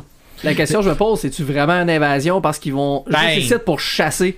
Ils sont pas là pour Ouais, nous mais ils sont conquérir. partis de l'espace avec un vaisseau Ouais, pour ouais. atterrir sur Ça fait Terre. que- C'est vrai. Moi, j'en conclus que c'est une invasion extraterrestre. La version avec Adrian Brody, ce qui est intéressant, c'est... C'est le contraire, là. C'est le contraire, Ouais. puis on n'a pas l'espèce de gros muscle à la Arnold. Il est tout petit, là, mais il est capable de se battre, Ouais, puis mais il est capable de... sauvage en Oui, tabarouette. oui, tu sais, non, regarde, celui-là, il est très, très bon aussi, là, tu sais. Le dernier, c'est un autre de John Carpenter, et je vous dirais que c'est un film de série B, film culte. Il y en a fait beaucoup des films de série Ah oui, B, John Ouais, Carpenter. et moi, je parle de D-Live, Ouais. avec Roddy Piper. OK. Moi, je vois la pochette. Oui, de la avec ses cassette, lunettes. là. Ouais, mais T'es je très pense- VHS à soir. Ouais, ouais, je suis très très VHS en effet, mais je suis pas sûr que je l'ai vu. Ben, en Moi, fait, j'ai vu ça, là, mais ça fait longtemps. oui, à cette époque-là, Roddy Piper il était vraiment à son apogée en tant que lutteur. Je me souviens, c'était à l'époque de WrestleMania 3, et puis ils l'ont pris pour faire ce film-là. à partir de simples lunettes de soleil, il est capable de voir si c'est des extraterrestres ou Qu'est-ce pas. que c'est ça? OK, donc c'est ça un peu l'histoire. Lui, il tombe sur ses lunettes par hasard, puis il voit ça. Parce que s'il n'y a pas ses lunettes, c'est des êtres humains normaux. OK. Les effets spéciaux, c'est pour ça que je dis c'est peut-être un excellent film de série B. Les effets spéciaux sont pas super bien réussis, mais l'histoire est tellement intéressante et Roddy Piper il est vraiment excellent dans ce film-là. Moi, je l'ai adoré et il utilise son humour qu'il avait comme lutteur dans ce film-là, mais en même temps, il est sérieux, il veut aider, puis je trouvais que ça faisait quelque chose de très original comme histoire, un petit peu, avec les lunettes de soleil. Donc, je l'ai de inclus. cuir aussi encore. Il avait son côte de cuir, hein, me semble. Oui, il avait son côte de cuir comme dans le temps qu'il luttait, puis là, les lunettes, puis tout. Et finalement, il jouait son propre rôle. Il jouait son propre rôle, puis il était excellent. Okay. Là, c'est sûr, c'était pas, il gagnera pas un Oscar, il gagnait pas un Oscar pour ça, mais quelqu'un qui aime ces bons vieux films-là va adorer ce film-là. Okay. Donc, c'était pas mal mes choix que je suggère. Sylvain, les évasions des body snatchers, est-ce que ça serait une invasion extraterrestre? Hey! Ben, ça vient pourquoi tu poses la question? Ben, ça parce vient-tu qu'on de est- l'espace? Il me semble qu'il venait de l'espace. Je le sais pas. Il prenait possession des esprits. Ouais. Puis, je sais mais pas. là, s'il y a des esprits, c'est pas des extraterrestres. Ben, c'était des petites créatures qui venaient se mettre dans ton cerveau, puis ils prenaient possession de toi. Pour moi, une invasion extraterrestre, c'est purement physique. Ben, oui, mais ça, c'est un peu comme The Thing, comme l'effroyable chose. De ce principe-là. C'était des extraterrestres, mais c'était physique parce Ouais. qu'ils prenaient le contrôle de ton corps. OK, Ouais. là, on rentre dans un autre débat. Là. C'est ça. Ben, malgré que, oui, ça pourrait naître une invasion, mais l'autre invasion dont on n'a pas parlé, mais qui est pas nécessairement des soucoupes volantes au-dessus de nos têtes puis des rayons de la mort puis tout explose, là, c'est Men in Black. Oui. Oui, je voulais me mettre là-dessus, mais... Parce que Men in Black, en fait, on est envahi, mais on le sait pas. On le sait pas. Ouais, puis c'est comme s'ils ont tout existé sur Terre. Ils ont comme tout été là parce qu'il y en a qui sont chum avec. Non, oui, ben absolument. C'est comme s'ils ont tout existé. Mais moi, l'autre question que je me suis posée, si nous, on envahit une planète extraterrestre, est-ce que c'est une invasion Ben, c'est une invasion humaine? Non, Ouais. extraterrestre, parce que pour eux autres, on est des extraterrestres. Ben, en fait, OK, pour eux ça autres? dépend de la planète. On est ça. peut-être des extras jupitériens Ouais, c'est vrai. Ouais, OK. ou des extras martiens. Mais on qu'il y a est des extras quelque chose. On est des extras. Parce que si on parle d'aliens, eux autres s'en vont dans l'espace pour aller chercher quelque chose. Ouais, mais c'est pas, on va pas envahir. C'est ça. C'est un Starship Trooper, on va envahir la OK. planète. Dans le fond, c'est une malchance d'avoir un alien dans le vaisseau. C'est pas une malchance. Mais, en tout cas, moi je serais malchance. Faut bien se rendre compte que dans Alien, il n'y a rien de malchance. C'est tout calculé de A à Z par la compagnie. OK. Et on va le voir avec les prochains aliens parce qu'il est en train de coller les morceaux. De ce qu'on savait pas. Ça fait partie d'un immense tableau. Puis on a eu beaucoup de réponses avec Covenant. Alors, les gens Est-ce que qui ça, c'est l'ont- une invasion extraterrestre, Covenant? Ce que David fait, tout à fait. Il débarque sa planète puis tue tout le monde. C'est clairement une invasion extraterrestre. Il Ok. utilise ses propres armes contre les ingénieurs. Ben oui, c'est une invasion OK, c'est extraterrestre. ça, je voulais savoir. Ah ouais, David, Ok. ça n'est- Côté film, on a peut-être oublié Pacific Rim, qu'il faut pas oublier. Ben, Ouais, mais il vient des Pacific Rim, profondeurs, par Transformer. exemple. Mais c'est parce qu'il vient d'une autre planète. Ah oui, c'est vrai, il passe par une Parle. dimension. C'est ça. La porte Oh. dimensionnelle est dans le sol, c'est vrai. Evangelion, Ouais. j'en ai pas parlé, c'est vrai, en BD, Ah, il y en a, puis il y en a. en série télé. J'ai, Dragon Ball, Mais toi, c'est lequel, Yannou, tes films là, Je te de... dirais que mon préféré, c'est ID4, le premier. Après ça, je suis pas mal Pacific Rim. Il y en a un que j'aime beaucoup, c'est fou. C'est une comédie musicale avec Rick Moranis. Puis c'est The Little Shop of Horrors. Ah oui. Avec Ok, sa c'est- plante ok, qui parle, puis c'est qui chante. extraterrestre, là. ça, je savais Ouais. pas. Ok. C'est la plante, elle a atterri de l'espace, puis là, elle se multiplie, puis Ah, c'est ça. c'est vrai, ça. Toi, Sylvain, ton film Ben, tant qu'à être dans ce genre de film-là, on m'a dit Killer Clowns from Outer Space. Hey, Ben, j'étais c'est supposé des de l'écouter extraterrestres. Hey, j'étais supposé de l'écouter cette semaine, puis je pense que là, tu me donnes encore plus le goût, juste pour voir comment que des clowns peuvent être Non, non, extraterrestres, tu sais- maquillés comme Non, des non, clowns. Tu ne te poses pas de questions. Ben, Tu acceptes ça. Le film déconnecte ton cerveau, tu Il y a vas les, le non, les killer tomatoes, les tomates venaient pas de... Ouais, Peut-être de l'espace, elle aussi. Peut-être. Sharknado, c'est-tu des invasions Non, extraterrestres? ça, c'est des Non. requins. Non, non, Toi, ça- toi, Marc, c'est quel ton film d'invasion extraterrestre? Ben, Et mon Dieu, rapidement comme ça. Qu'est-ce qui vient à l'esprit? Qui me vient à l'esprit de moi, c'est Battle Los Angeles. OK. Parce qu'il y a le petit côté militaire, space opéra militaire qui vient me chercher. Ça m'a beaucoup rappelé mes lectures que je faisais, les premières lectures d'Étoile Gardez-vous et tout ça. Puis quand je l'ai vu, j'ai fait comme, OK, là, on est vraiment dans du space opéra, mais pas dans l'espace. Il n'y a pas d'explication, on ne sait pas pourquoi ils sont là. Tout ce qu'on sait, c'est qu'ils sont nettement plus... Ils sont supérieurs à nous autres. Ça finit pas non plus, le film, là. Je veux dire, quand il réussit à tuer un des vaisseaux, ils sont dans la tente, ils repartent, ils ramènent leurs munitions, puis hop, il y en a un autre, go, on part, puis on sait pas c'est quoi la finalité. Il n'y aura jamais de suite. Pour moi, j'ai adoré ce film-là. Je sais qu'il n'a pas connu beaucoup de succès, là. Mais pour moi, là, ça démontre c'est quoi une invasion extraterrestre. Okay. Mais La Guerre des Mondes, la première version pour moi, là, c'était pas la version de Spielberg, là, mais la première version. Là. Puis moi, quand j'ai fait mes recherches cette semaine, je me suis posé sérieusement, je me suis posé la question, est-ce qu'on va vivre ça dans la réalité un jour? Tu sais, là, je vais te suggérer quelques groupes Facebook sur lesquels tu pourras aller en discuter. Mais sérieux, je pose la question sérieusement parce que on a souvent des documentaires de gens qui ont vu apparaître des extraterrestres par des photos. Ouais, mais imagine avec la légalisation du pot, qu'est-ce qui va arriver? Mais je pense que tu as répondu à ta question tout à l'heure quand tu as demandé pourquoi ils viennent. Je pense que logiquement, si tu es capable de te promener dans l'espace, que tu es capable d'avoir des sources d'énergie inépuisables, t'en as rien à foutre de la planète Terre, puis t'en as sûrement rien à foutre de venir nous botter le cul.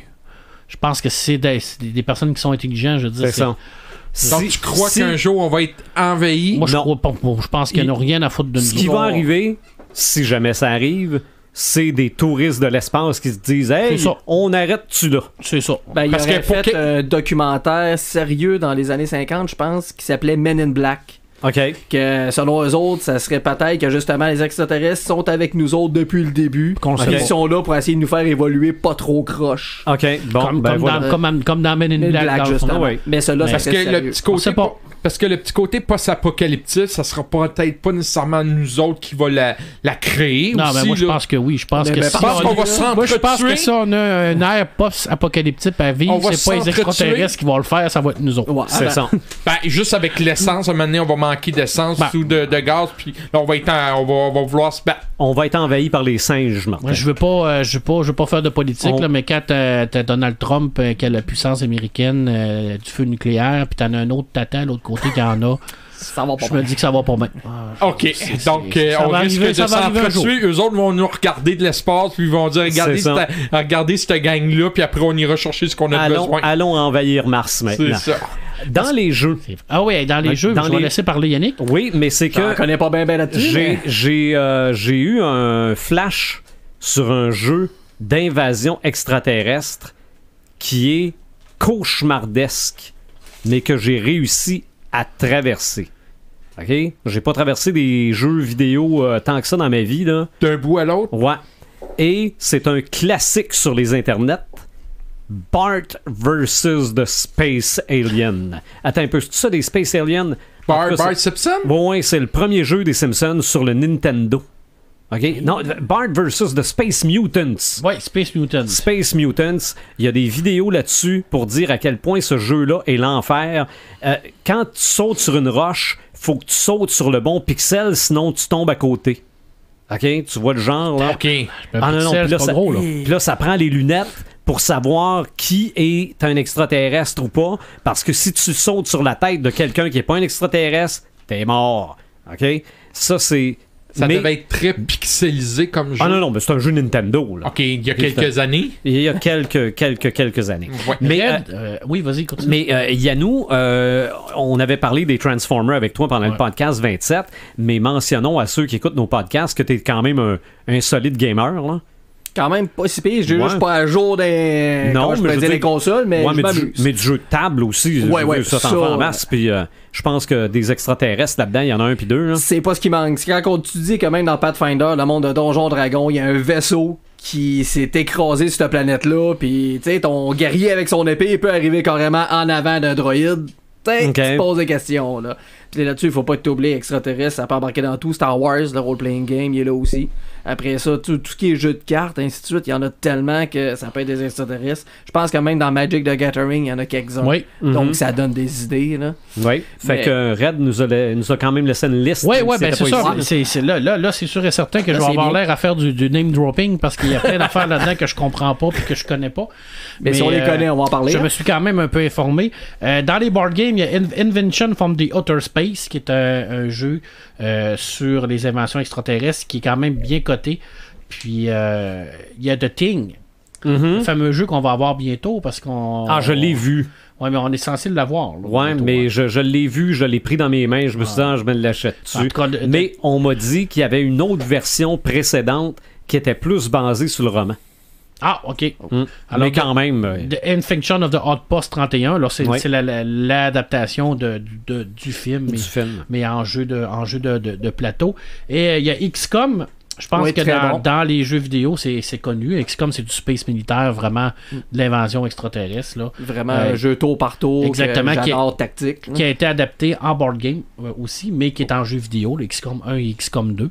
Tu vois, ça, même moi, j'ai jamais joué, mais je connais ça. Mais Yannou a joué. Là. Mais Yannou a joué. Un petit peu au premier, Il y a ouais. Alien Isolation, mais tous les jeux de Alien en tant que tel, on pourrait considérer ça aussi comme des jeux d'invasion extraterrestre. Puis il y en a quand même beaucoup, des jeux d'Alien. Mais je sais qu'Alien Isolation, je pense que ça se passait avec la fille d'Ellen Ripley, si je me trompe pas. Qui allait essayer de retrouver sa mère. Puis, Et c'est dans ça que les acteurs originaux ont repris les voix des personnages. je sais pas, faudrait que je m'informe à Red, mais je pense que c'est ça. Mais bon, Halo. Ouais. On peut-tu comme faire en sorte de pas parler de Halo, là, je veux dire, on peut-tu avoir plus de jeux d'invasion extraterrestre que Halo, là? C'est pas des militaires robotisés, ça? Halo, c'est en tant que tel, c'est des genres de surhommes. C'est des humains qui ont subi une amélioration tant psychologique que physique pour devenir plus forts mentalement, physiquement, puis surtout pour pouvoir accepter l'armure qui est qui a une intelligence artificielle intégrée dans elle qui décuple les capacités. Ce qu'on appelle des comment qu'ils appellent des Midjoneer, je crois, le programme Midjoneer pour le marteau de Thor, me Bonne semble. question, ouais. Puis c'est ça, le Major, c'en est un.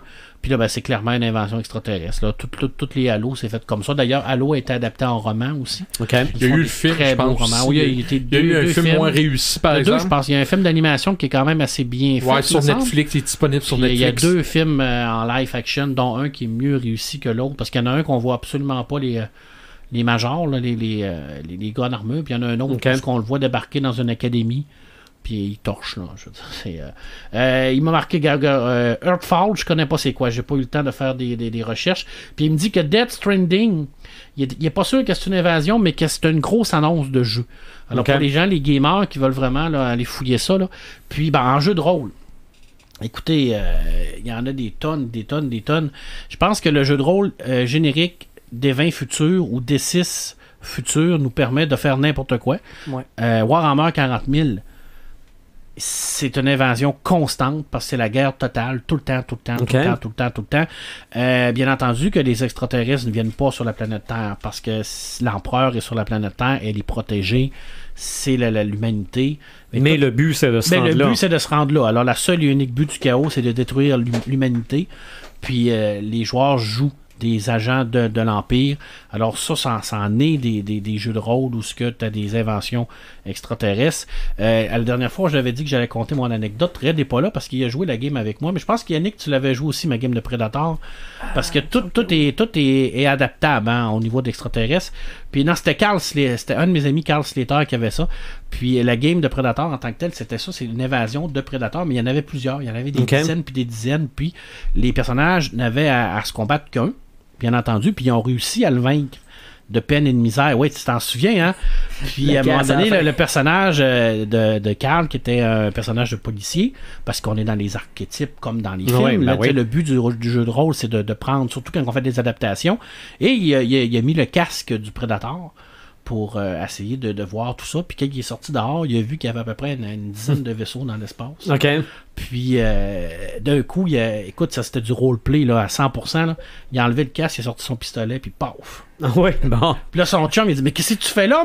c'était fini, là. Puis après ça, lui, il a mis le casque aussi, puis il a vu ça, puis il a fait la même affaire. Puis la game, c'est fini comme ça. Fait que c'est ça, les invasions C'est extraterrestres. positif comme finale. Non, ben c'était pas ça qui était prévu, mais tu sais, Ok. les joueurs ont Non, mais c'est du roleplay. Il y en a plusieurs des jeux de rôle comme ça dans les invasions extraterrestres. Là, on peut en nommer des On peut tonnes et des inventer tonnes. à vitam Je me aeternam. posais une question. Dragon Ball, c'est-tu de l'invasion Hey, je extraterrestre? connais On pas. s'entend que quand Vegeta puis les autres arrivent pour reprendre Goku, oui, d'une certaine façon. C'est pas des Saiyans. genres de super-héros. C'est des Ils extraterrestres. sont super forts, là. C'est des Vegeta Saiyans. détruit une planète en s'en allant ici, là. Tu sais, c'est... Mais c'est des extraterrestres. Ouais, il y en a beaucoup d'extraterrestres. Mais de dire que c'est oui. invasion... c'est Dans les ça. mangas, il y en a beaucoup. Ben oui, C'est ben oui. quasiment, Sûrement. ring de Ben, titan. Albator, est-ce que c'est considéré comme un invasion? Est-ce que Albator s'en va sur Terre? Si Goldorak, est-ce que. Parce qu'Albator Non, mais reste dans l'espace. Ouais, mais les Sylvides, ils veulent anéantir l'humanité. Ouais. Ah oui. Fait que- C'est Albator, ça n'est Capitaine Flamme. Je sais pas Mais ce de que. toute façon, Oh, ça, c'est trop vieux, Marvel Captain puis DC. Ben, le film des Avengers, le premier film oui, Avengers, quand J'allais les. parler des skulls, des... Ben ouais. Écoute, il y en a un paquet là, d'extraterrestres Ah qui ouais. veulent... Ben, Parce que dans les animations, on en a beaucoup. Titan après la Terre, ça en est Oui, comme oui. une. Après ça, Area, non, c'est Planète 51, que là, c'est plus comique. ouais. Après ça, Monstre contre Alien. Tout ce qui est Mais- plus classique drôle. là. Ouais. Titan After Earth. qui est Ils ont un détruit la Terre parce qu'ils Ils ont avaient détruit peur la des Terre. humains. Parce que, ouais, c'est ça. Puis il faut qu'ils récupèrent un vaisseau qui possède tout l'ADN de tout la ce qu'il y avait planète. sur la planète pour Ouais. refaire une planète. C'est ça, je pense qu'ils refont une Terre. C'est un super dessin animé, Oui. excessivement méconnu. J'ai 100 qui DVD. est- oui, moi, c'est le premier DVD que je me suis acheté dans ma vie. Ah oui? C'était After Earth. Et la bande sonore de Ah, je l'écoute ce encore. film-là, moi aussi. Ouais. Alors, tu vois, quand on est des geeks, on se comprend. C'était, écoute, il y avait du Foo Fighter là-dessus, et Rose, écoute, c'était Il faudrait que je le épouvantable. réécoute. I'm Learn to Fly, c'est une bande sonore Mais extraordinaire. est-ce que c'est parce que là, je me mêle peut-être, là, l'équipe d'animation, est-ce que c'est les mêmes qui ont fait Fievel et le Nouveau Monde? Et Dragon's Lair? Je pense ce qu'ils ont fait, c'était pas Treasure Island dans l'espace. Je crois que c'est les Ça se mêmes. peut. Treasure Island dans l'espace, ça c'est du Walt Disney. Ah non, Tandis fait que que c'est pas Titan ça. après la Terre, Ok. je pense que c'est DreamWorks. Ah, Ouais, parce que moi, je me Mais- rappelle de ceux qui avaient fait les jeux Dragon's Lair puis Space Ace avaient fait des films par la suite, là. Donc, je me demande, je me mêle peut-être, là. Ce que je sais, Ok, c'est que c'était mais- un des premiers films que le 3D fait par ordinateur était vraiment mixé Ouais. avec l'animation traditionnelle Ouais. c'est sur vrai. papier. là. Non, non, ça en était un pas pire. ça a été pas bien. Puis oui, c'est vrai que c'est une invasion extraterrestre parce que c'est des genres de créatures d'énergie qui détruisent la planète Terre puis qui veut complètement anéantir les humains. Puis de toute façon, il y en a quasiment plus d'humains. Il reste rien qu'une Parce que la poignée seule raison d'humains. qu'ils ont identifié les humains, c'est à cause du vaisseau qu'ils vont chercher, parce que le Ouais. vaisseau prenait l'énergie des extraterrestres pour recréer la planète Terre. Ouais, c'était- Ça fait qu'on a comme créé notre propre anéantissement encore une fois. Là. Puis Evangelion, j'en ai pas parlé tout à l'heure, mais en animation, en série télé, Qui en ont fait manga, plusieurs. il a été fait en film aussi. Parce que tu été fait en jeu, Evangelion. Y a-tu un jeu Il me semble qu'ils en d'Evangelion? ont Il me semble fait qu'ils en ont aussi. fait. Ça aussi, c'est de l'invasion extraterrestre. OK. Je veux dire, il y a les anges qui apparaissent de on sait pas où. On sait pas d'où ce qu'ils viennent, mais ils viennent clairement pas de la planète Terre. Pour détruire, pour arriver. Dans le fond, ils veulent aller directement sur le La base. site, la base, pour entrer en contact avec Adam, pour détruire faire le troisième destruction. En tout cas, il y a beaucoup de. C'est beaucoup religieux, Evangelion. Ouais, Il y a ok. beaucoup de. C'est bien mixé comme ça. Ouais, c'est mixé un peu, là, spiritualité, Ouais. philosophie. Ben, des- c'est manga. c'est manga. Attack of Titan, est-ce qu'on peut considérer ça comme des inventions extraterrestres? Ben, Non. c'est pas sur Terre. Ben oui. Attack on Titan, c'est sur Terre. Mais est-ce que Mais c'est- les c'est titans, des extraterrestres, mais les les titans, Est-ce que c'est pas en tout cas moi ce que j'ai vu, c'est pas encore expliqué là, mais je pense que c'est une création terrienne les titans. Création humaine. Ouais. OK. Donc, c'est pas considéré Non. comme. OK. Parce que des fois, la ligne est mince. C'est hein, une, Des fois, c'est la une ligne est sérieuse mince. attaque là, mais je suis pas sûr que c'est extraterrestre. Parce que moi, j'ose pas en parler, là, mais quand j'ai vu le film Jason X, là, qui se ramasse dans l'espace, puis ça, c'est une invasion. C'est une invasion spatiale. C'est ça. Là, ça a fait, OK, là, ça aussi, là, c'était vraiment, là, honnêtement, là, Ouais.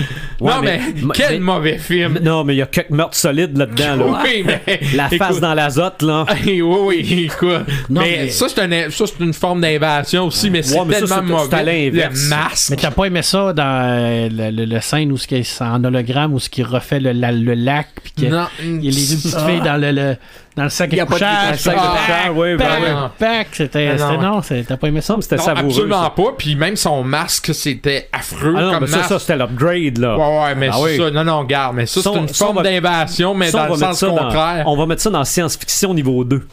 Hey, Colin. Je suis pas sûr qu'on va le mettre dans le veux un Spécial autre- Jason X. Un autre comique genre Invasion, faut pas t'oublier Evolution avec David Duchovny. Oui, c'est vrai. X-Files, est-ce Ouais. que c'est considéré comme... Ben, des Des fois, il y a des séries extraterrestres. Ouais, hein, c'est ça. Des Ouais. fois, ça dépend des épisodes. Ouais. Mais je pense qu'eux autres, ils vont dans la science-fiction générale. C'est ça, mais c'est plus des fois Paranormal. paranormal, ouais. Hey, mais je viens d'en passer un parce que tu me faisais parler de Tom Cruise, Edge of Tomorrow. Oui, ben c'est considéré... Ouais, c'est tellement, là... Écoute, Cowboy contre Alien, c'est vrai aussi. Ouais. Aussi. qui est quand même... On en a pas mal, là. On en a pas c'est mal. ça pousse, là. Signe, Oui, Ouais. oui, oui. parce que les extraterrestres ont un point faible, c'est l'eau. C'est Ça, pas c'est avec- fité ils ont dans les peur de règles l'eau. pour ça. Ils ont C'est peur avec Mel Gibson, ça. Ils ont peur de l'eau, puis ils viennent sur une planète qui est composée à quoi? À quasiment 70% d'eau, s'attaquer à des créatures qui sont composées eux autres mêmes de 80% Hein, faut d'eau. affronter nos peurs. hein. Ça fait pas sérieux, hein? C'était wow, scénario de béton, mes amis, scénario Fait que finalement, de béton. On le constate, les invasions extraterrestres, on a gratté le petit bout de l'iceberg. C'est nombreux. Ouais, C'est Très ça. nombreux. Mais au moins, notre but, c'est de faire constater que c'est là. Oui. C'est Il y en a plein. dans toutes les sphères de la culture populaire et de la culture gay. Ils sont tuables. Oui. Il y a Et des, certains- fois, et des fois, ils viennent en paix. Ouais. C'est ça. Et... Ouais. Bon, fait Mais que- dans la guerre des mondes, ils meurent parce qu'ils sont pas immunisés contre les microbes. Ça, ils ont pogné le virus de la Oh, grippe. ouais. Ils le disent vraiment dans le Ouais. 1950, justement, que c'est à C'est cause comme de ça ça. Ok. qu'ils- ouais, parce que la seule façon qu'ils ont, c'est parce qu'ils sont. Ben, imagine, nous autres, on l'attrape, puis on manque de mourir, nous autres aussi. On est tough, nous autres, on meurt Et- pas, mais eux autres, ils meurent de ça. Puis dans Mars C'était-tu- Attack, C'était-tu la grippe La d'homme? musique. Ouais, ça devait être la crème. Ouais. Ouais, mais Mars Attack avec le cerveau en gélatine vert. t'avouerais là. que cette musique-là, c'est pas mal.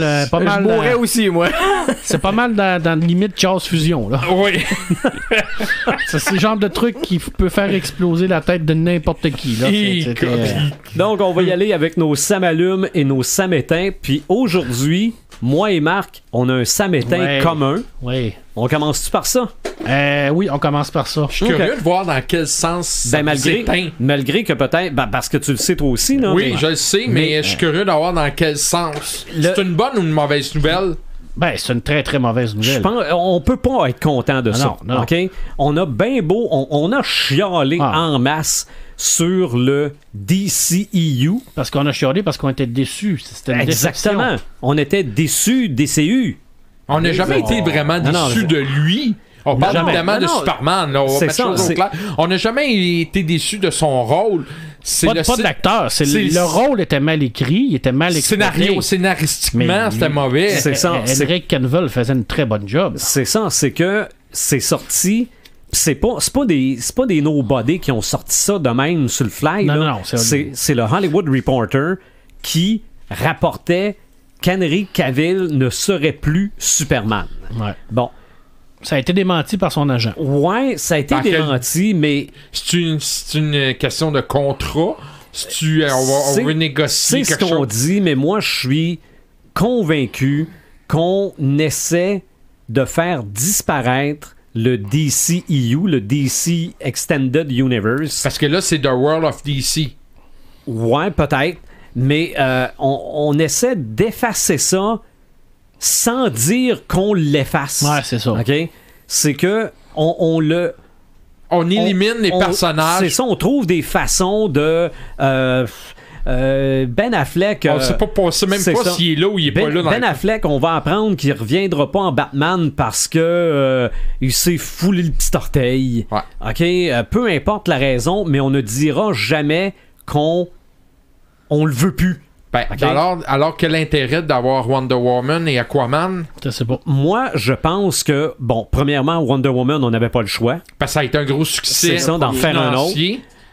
moi, je pense qu'Aquaman, le projet était déjà en branle, était rendu assez loin qu'il fallait qu'on le finisse. Mais ça va finir après ce film-là. Là.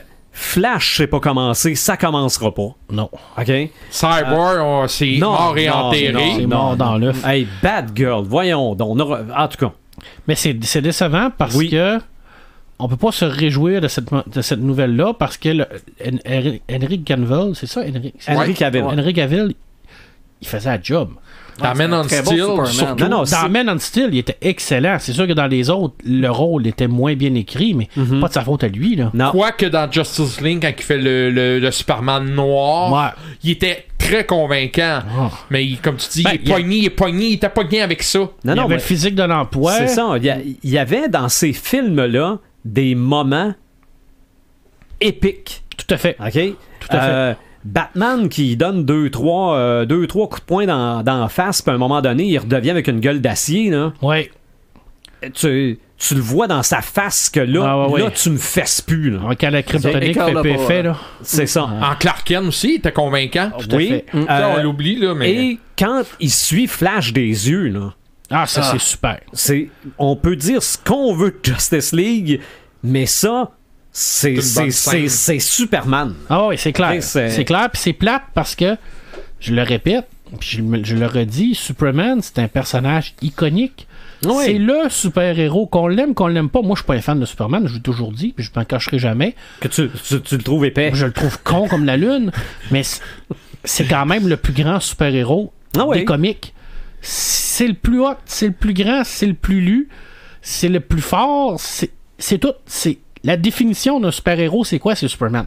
Quand on pense à un super-héros, c'est quelqu'un qui va mettre sa vie... C'est ça. Il va mettre sa vie en danger devant tout le monde pour sauver tout le monde. C'est lui. Est-ce que c'est sa décision? Non, je pense pas, moi. Non, moi non plus. Non, je pense pas que le fait non plus qu'il va jouer dans Witcher, dans la série Netflix, ça va changer quelque chose. Là, pour ces gens-là, ils sont capables de s'arranger avec les horaires. Là. Mais moi, je trouve ça très décevant. Puis c'est plate. Parce qu'ils ne méritent pas ça. Cet univers-là ne mérite pas. C'est entraîné fort pour avoir cette musculature quand même, là, impressionnant là, aussi.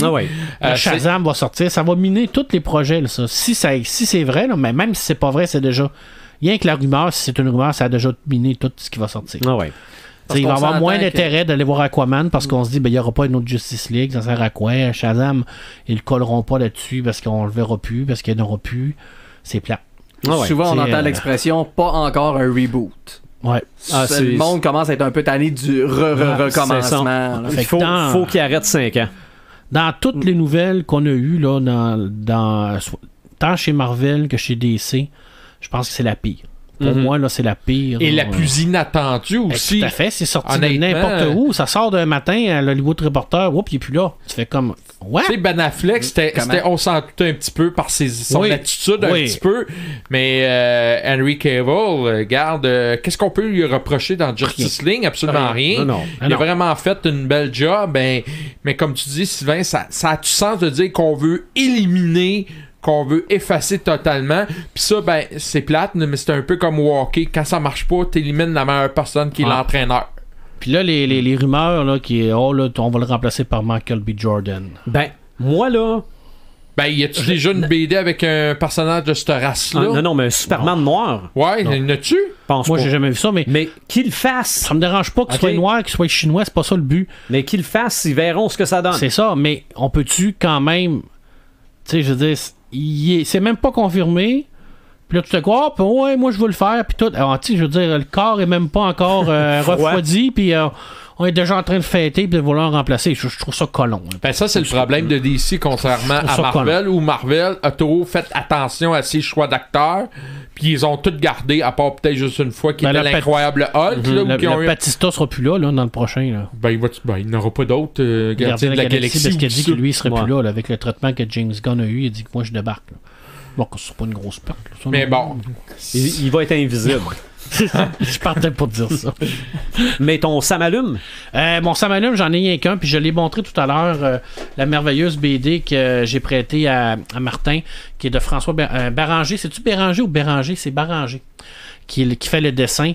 Il est en train de travailler sur les montagnes hallucinées. adaptation de la deuxième nouvelle la plus connue de Lovecraft. Et il a sorti son premier dessin sur son site web. Alors, allez voir, pas sur son site web, son profil Facebook. Allez voir son profil Facebook, François Baranger. Allez voir l'image, ou allez voir sur le mien, Marc Gagnon, là.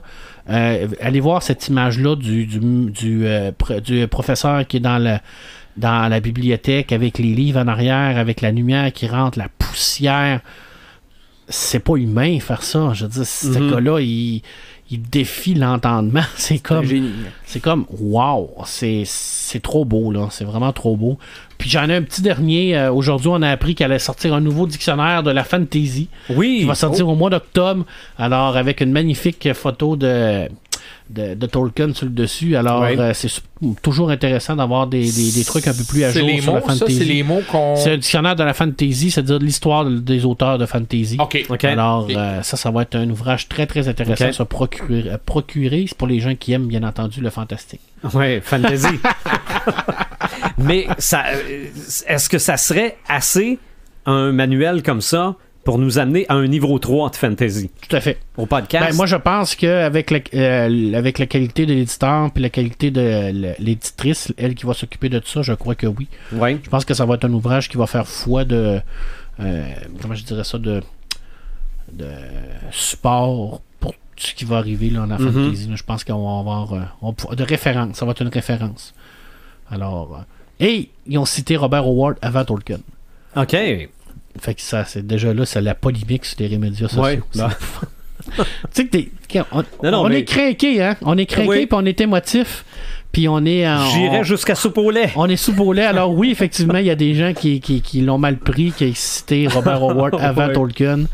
C'est carrément niaiseux de même, des fois, la vie. Oui, mais on aurait fait l'inverse, puis il y en aurait qui auraient chialé pareil. Tout à fait. Alors, c'était mes deux, ça m'allume. OK. Ben moi, mes deux, ça m'allume.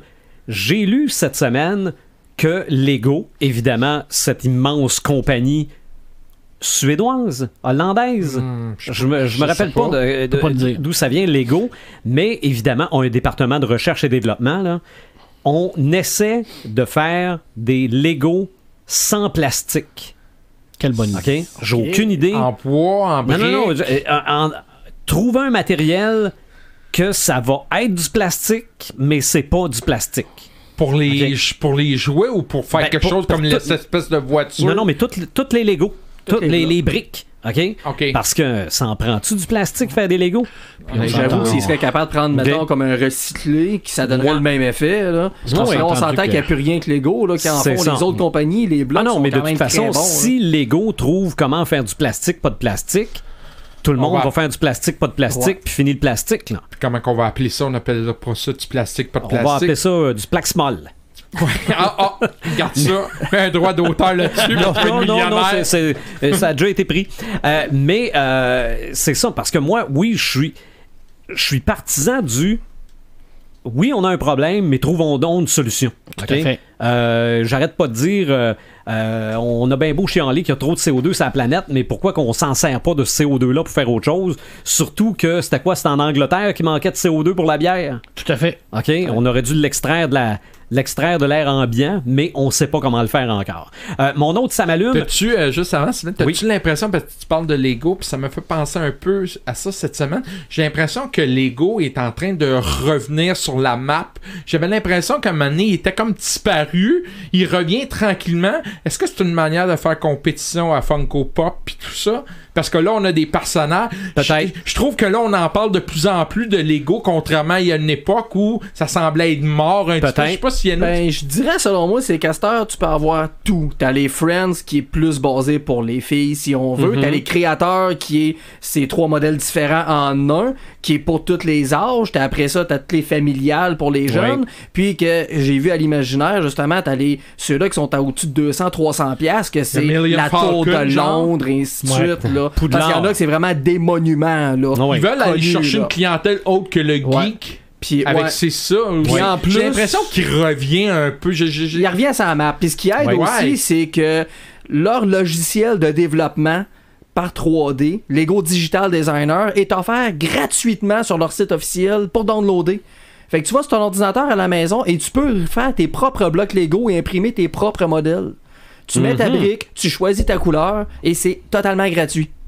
Oh! Et tes je savais briques pas ça. se mettent à jour, Mais là, justement. ça te prend le matériel, ça te prend les briques, ça te prend Non, tu le fais sur l'ordinateur. Marc va s'amuser avec ça à la bibliothèque. Ouais, c'est probablement vraiment, faire les tu blocs prends en ta 3D. pièce, tu la mets avec ta souris, clic. Après ça, tu mets ta roue, clic. Tu mets ta vitre, tu fais ce que tu veux avec. Ton plan, dans le Ouais, fond, après ça, aussi. tu fais ça avec tes blocs. Tu peux aller voir quelques modèles. J'en ai quelques-uns que j'ai mis sur ma page Facebook. Ça fait un Ok, bout, là, je vais mais voir j'en ai ça. quelques-uns. Parce que dans le domaine du Lego, puis ça va m'amener à mon autre ça m'allume, si c'est pas la semaine passée, c'est il y a 2 semaines, c'était les 40 ans du bonhomme Lego.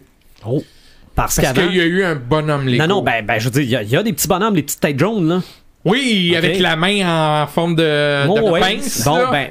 ça, c'était ça a 40 ans, là. Avant ça, c'était juste des blocs, les Lego, là. Il n'y avait pas de personnages. Puis on pouvait mettre n'importe quelle sorte de cheveux par-dessus. C'est pour- ça, Ah, un c'était Casque vraiment pour l'espace. Ça, c'est Ça, je savais pas, ça. le personnage, le petit monsieur Lego, ça vient de faire 40 ans.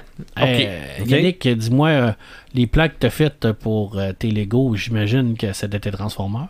Le pire, c'est que non, mais j'en ai vu que le monde surprenant. font transformable, sérieusement. Non, c'est plus comme des petits plans, c'est beaucoup plus château de mon bord. On a fait le Fantasy. chalet familial à Saint-Honoré que j'ai fait, que je me suis amusé à faire. J'en ai fait un, c'est Jon Snow sur le bord du wall. C'est tous des petits comme ça. Si tu là. nous pars un transformable en Lego, là, je je me vais- mets à genoux devant toi. Je vais essayer de vous mettre les images. Ils ont fait un Starscream en Optimus Prime, puis ils sont exactement pareils comme En les Lego. anciens. Ok. Oui, en Lego. transformable. Transformable. Et j'ai acheté des jouets transformables de blocs Lego. Ils en ont fait. Il n'y a pas juste le bonhomme Lego qui a eu 40 ans, c'est mon deuxième, ça m'allume. C'est Herbie. H-E-R-B-I-E. Herbie Et- Monroe. Non, pas en tout. Et c'est pas la coccinelle non plus. Ah, tu l'as sorti des ok. boulamites, celle-là. Ok, là. ouais, mais c'est oui. parce que j'ai vu l'article passer puis je l'ai lu au complet. Herbie, c'est le personnage, le petit robot qui a remplacé la torche humaine dans une série de dessins animés des 4 Fantastiques. OK? À la fin des années 70, Marvel Studios est créé, ou Marvel Animation, ou quelque chose comme ça. On veut donc faire un dessin animé des 4 Fantastiques. Mais oh là, problème, Universal a les droits sur la torche humaine parce que Universal avait les droits sur Spider-Man, sur Captain America, sur Doctor Strange et l'incroyable Hulk pour en faire des adaptations télé. OK? Dans ceux que je vous ai nommés, ils ont tous été faits, sauf la torche humaine, mais comme c'était Universal qui avait les droits, ils ne pouvaient pas mettre la torche humaine dans le dessin animé des 4 Fantastiques. Et c'est Stan Lee et Jack Kirby qui ont créé Herbie parce que Jack Kirby était revenu chez Marvel et ce serait la dernière création commune de ces deux gars-là. Est-ce qu'il s'est servi de son nom de famille pour créer ce personnage-là? Non. Jack Kirby, Herbie. Non, mais C'est un là, hasard. là l'acronyme, je me l'ai pas noté, là. Ok. Mais c'était vraiment un petit robot qui avait un peu le même rôle que la torche humaine dans les 4 Fantastiques, c'est-à-dire faire chier la chose. Ok, c'était- il se transformait pas Non, en non. flamme. Non, pas du tout. Non, Il non. pouvait, C'était il juste pouvait- pour écœurer l'autre. C'était une espèce de R2D2 volant. Ok. Bon, il parlait, mais il tapait toujours ses nerfs de Ben Grimm, là.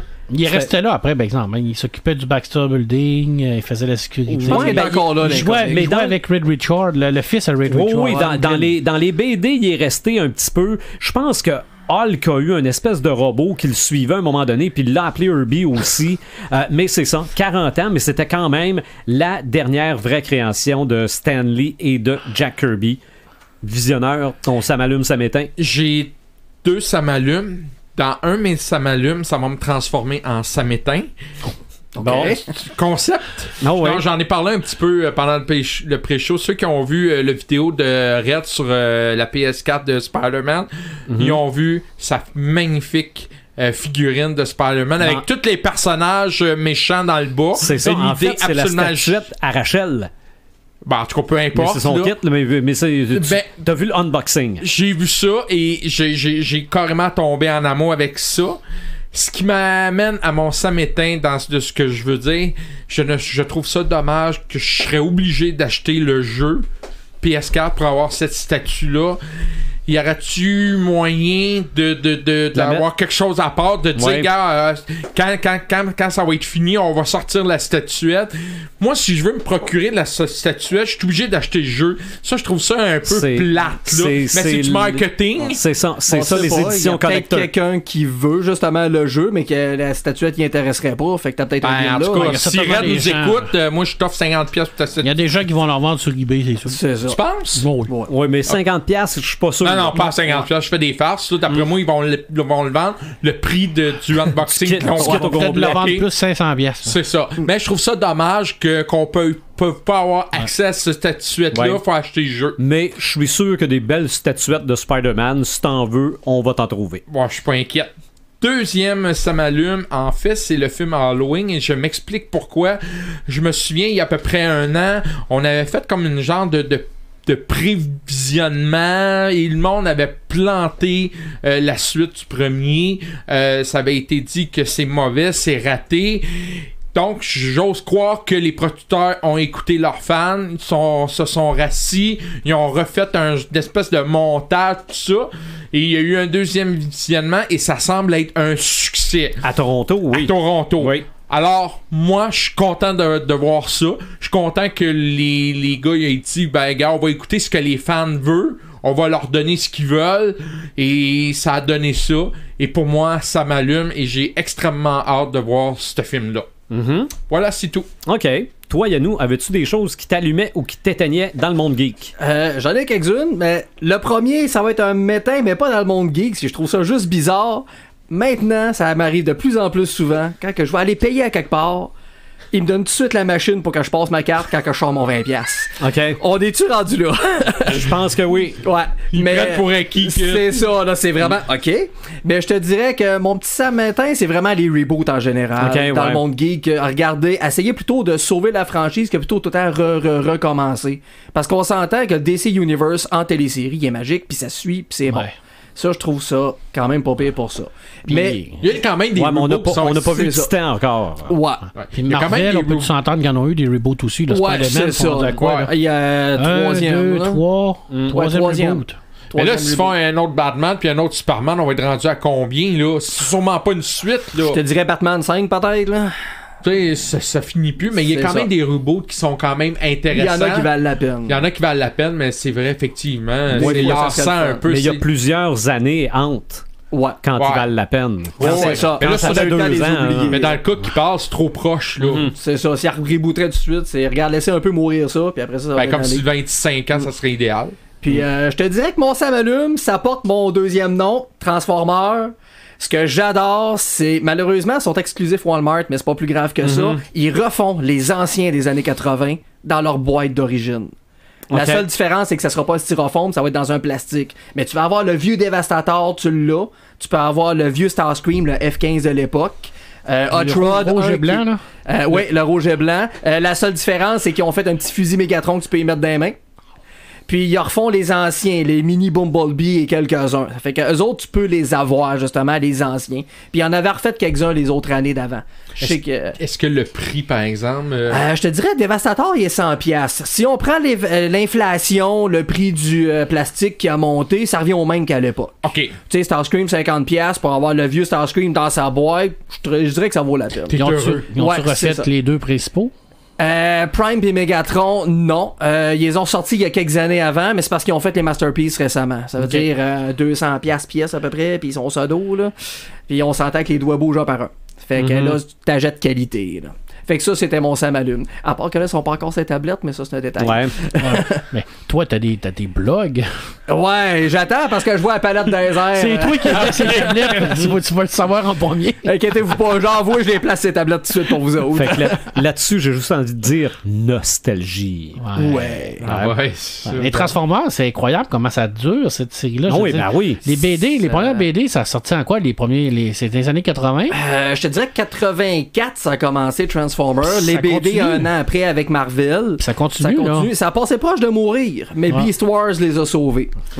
Puis je te dirais qu'avec Bumblebee qui s'en vient, on est en train Ouais. de repartir cette franchise Ouais, et là. ce que j'aime ce que j'aime pas, c'est un autre reboot, mais au moins ça sera plus Michael Bay. Non, Fait puis que c'est Mais plus c'est la ça. vieille Beetle, là. c'est Oui, vraiment- oui. Juste quand j'ai vu la transformation de la Beatles, ça a et fait Star magique. Cream, on suppose que c'est Star Cream. Selon moi, oui. Mais La compte du rouge et du c'est blanc ça. et quelques petits jaunes là. Il y en a d'autres, là. Fait que j'ai juste hâte de voir à quoi que ça va ressembler. Noël, moi être content.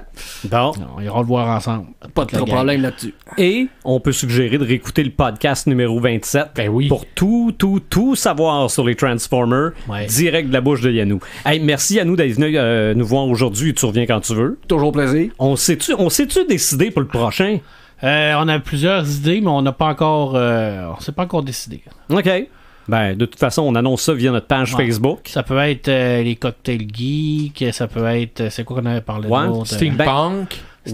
Steampunk. Mais ça, Batman, je sais pas ça- vous êtes en rendu où dans C'est vos, ça. Moi, je pense. On pensait faire Animaux niveau 1, vu que Ouais. Red n'est pas là, parce qu'il y avait pas Il n'y l'air avait de. pas d'intérêt pour ça. Ouais, ou il trouvait qu'il n'y avait pas grand jeu là-dessus, je sais pas. On parlait du vagabond. Ouais. Ils refont Rémi. La Hey, télésérie. oui, come on! Ils font un Rémi sans film. famille. Ouais, c'est ça. Hey, il y a un film de Rémi sans famille. Tabarouette! Hey, comment ils vont faire la scène où ce que les chiens se mangent entre eux autres? Hey, pas de moi Oh, il y a ça. Épouvantable. Hey, mais quand tu Ok. penses à ça, juste le petit castor à l'époque, ça passerait plus à la TV aujourd'hui. Non, non, Hey, hey, c'était Castor, violent. il se donnait battait des dans le volets à tout le premier monde. épisode, c'est ça. C'était très violent. Hey, Déméthane, là, c'était pas mieux, là. Ouais. Mais ça va être dans notre épisode animaux, ça pourrait être ça, Ah. des méthanes, puis Ouais, des animaux, ok. c'est une grenouille. Ouais. Ouais, les- je sais, mais là, c'est que des animaux, il y en a plein, là. Mais c'est parce que moi, je sais, au niveau des animaux robotisés qui fait très geek, ça, on est capable de trouver des Ah, non, affaires là-dedans. non, là. mais si on fait un podcast, parce que faire là, ça sur les on l'a chiens, pas dit, genre. là, si on fait ça sur les chiens, là, on a du stock en masse, là. Juste limité à ça, Est-ce que il y je vais en a, pouvoir là. amener mon chien? Non, je suis allergique. Ah, ok. Non, t'as fait exprès, hein? mais, Je le ferai tout le long, de toute façon. Rose-le au complet avant. mais juste, t'as des films sur les chiens, mais des films de monde qui deviennent des chiens pour une journée ou une semaine. Hey, y a- Écoute, en a, hein. tout de suite, là, Avec Cosmos Tim Allen. 1999, celle qui se transformait en animaux. Il y a ça. Hey, je me Ben, rappelle même c'est pas de ça. Maya? Je me rappelle pas de ça, moi. Ben oui, Fort Cosmos probable. 1999, c'était Maya. Maya, là, tu voyais dans son œil, il y avait un animal, puis la scène d'après était transformée en... Tu te souviens pas de... Hey, faut que je te montre ça. Hey, moi, ça m'a marqué, cette fille. Elle avait comme les sourcils en point. Ouais, ben là, Vous je sais, vous souvenez je sais- pas de- je sais de laquelle tu parles, mais je savais pas qu'elle se transformait en Je me souviens animal. pas de ça pas tout. Hein? Hey, je vais vous envoyer une vidéo Vous savez que là-dessus. t'as aimé la télésérie Animorphs?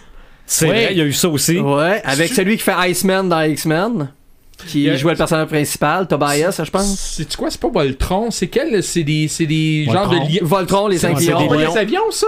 Non, Non, c'est des Voltron, animaux. c'est des lions. 5 Ok. lions. Donc ça, c'est un autre sujet d'animaux qu'on peut... C'est oui. Ben Voilà. écoute donc, on fera sortir la bête qui Ça va sommeille être en encore nous. le nouveau zéro.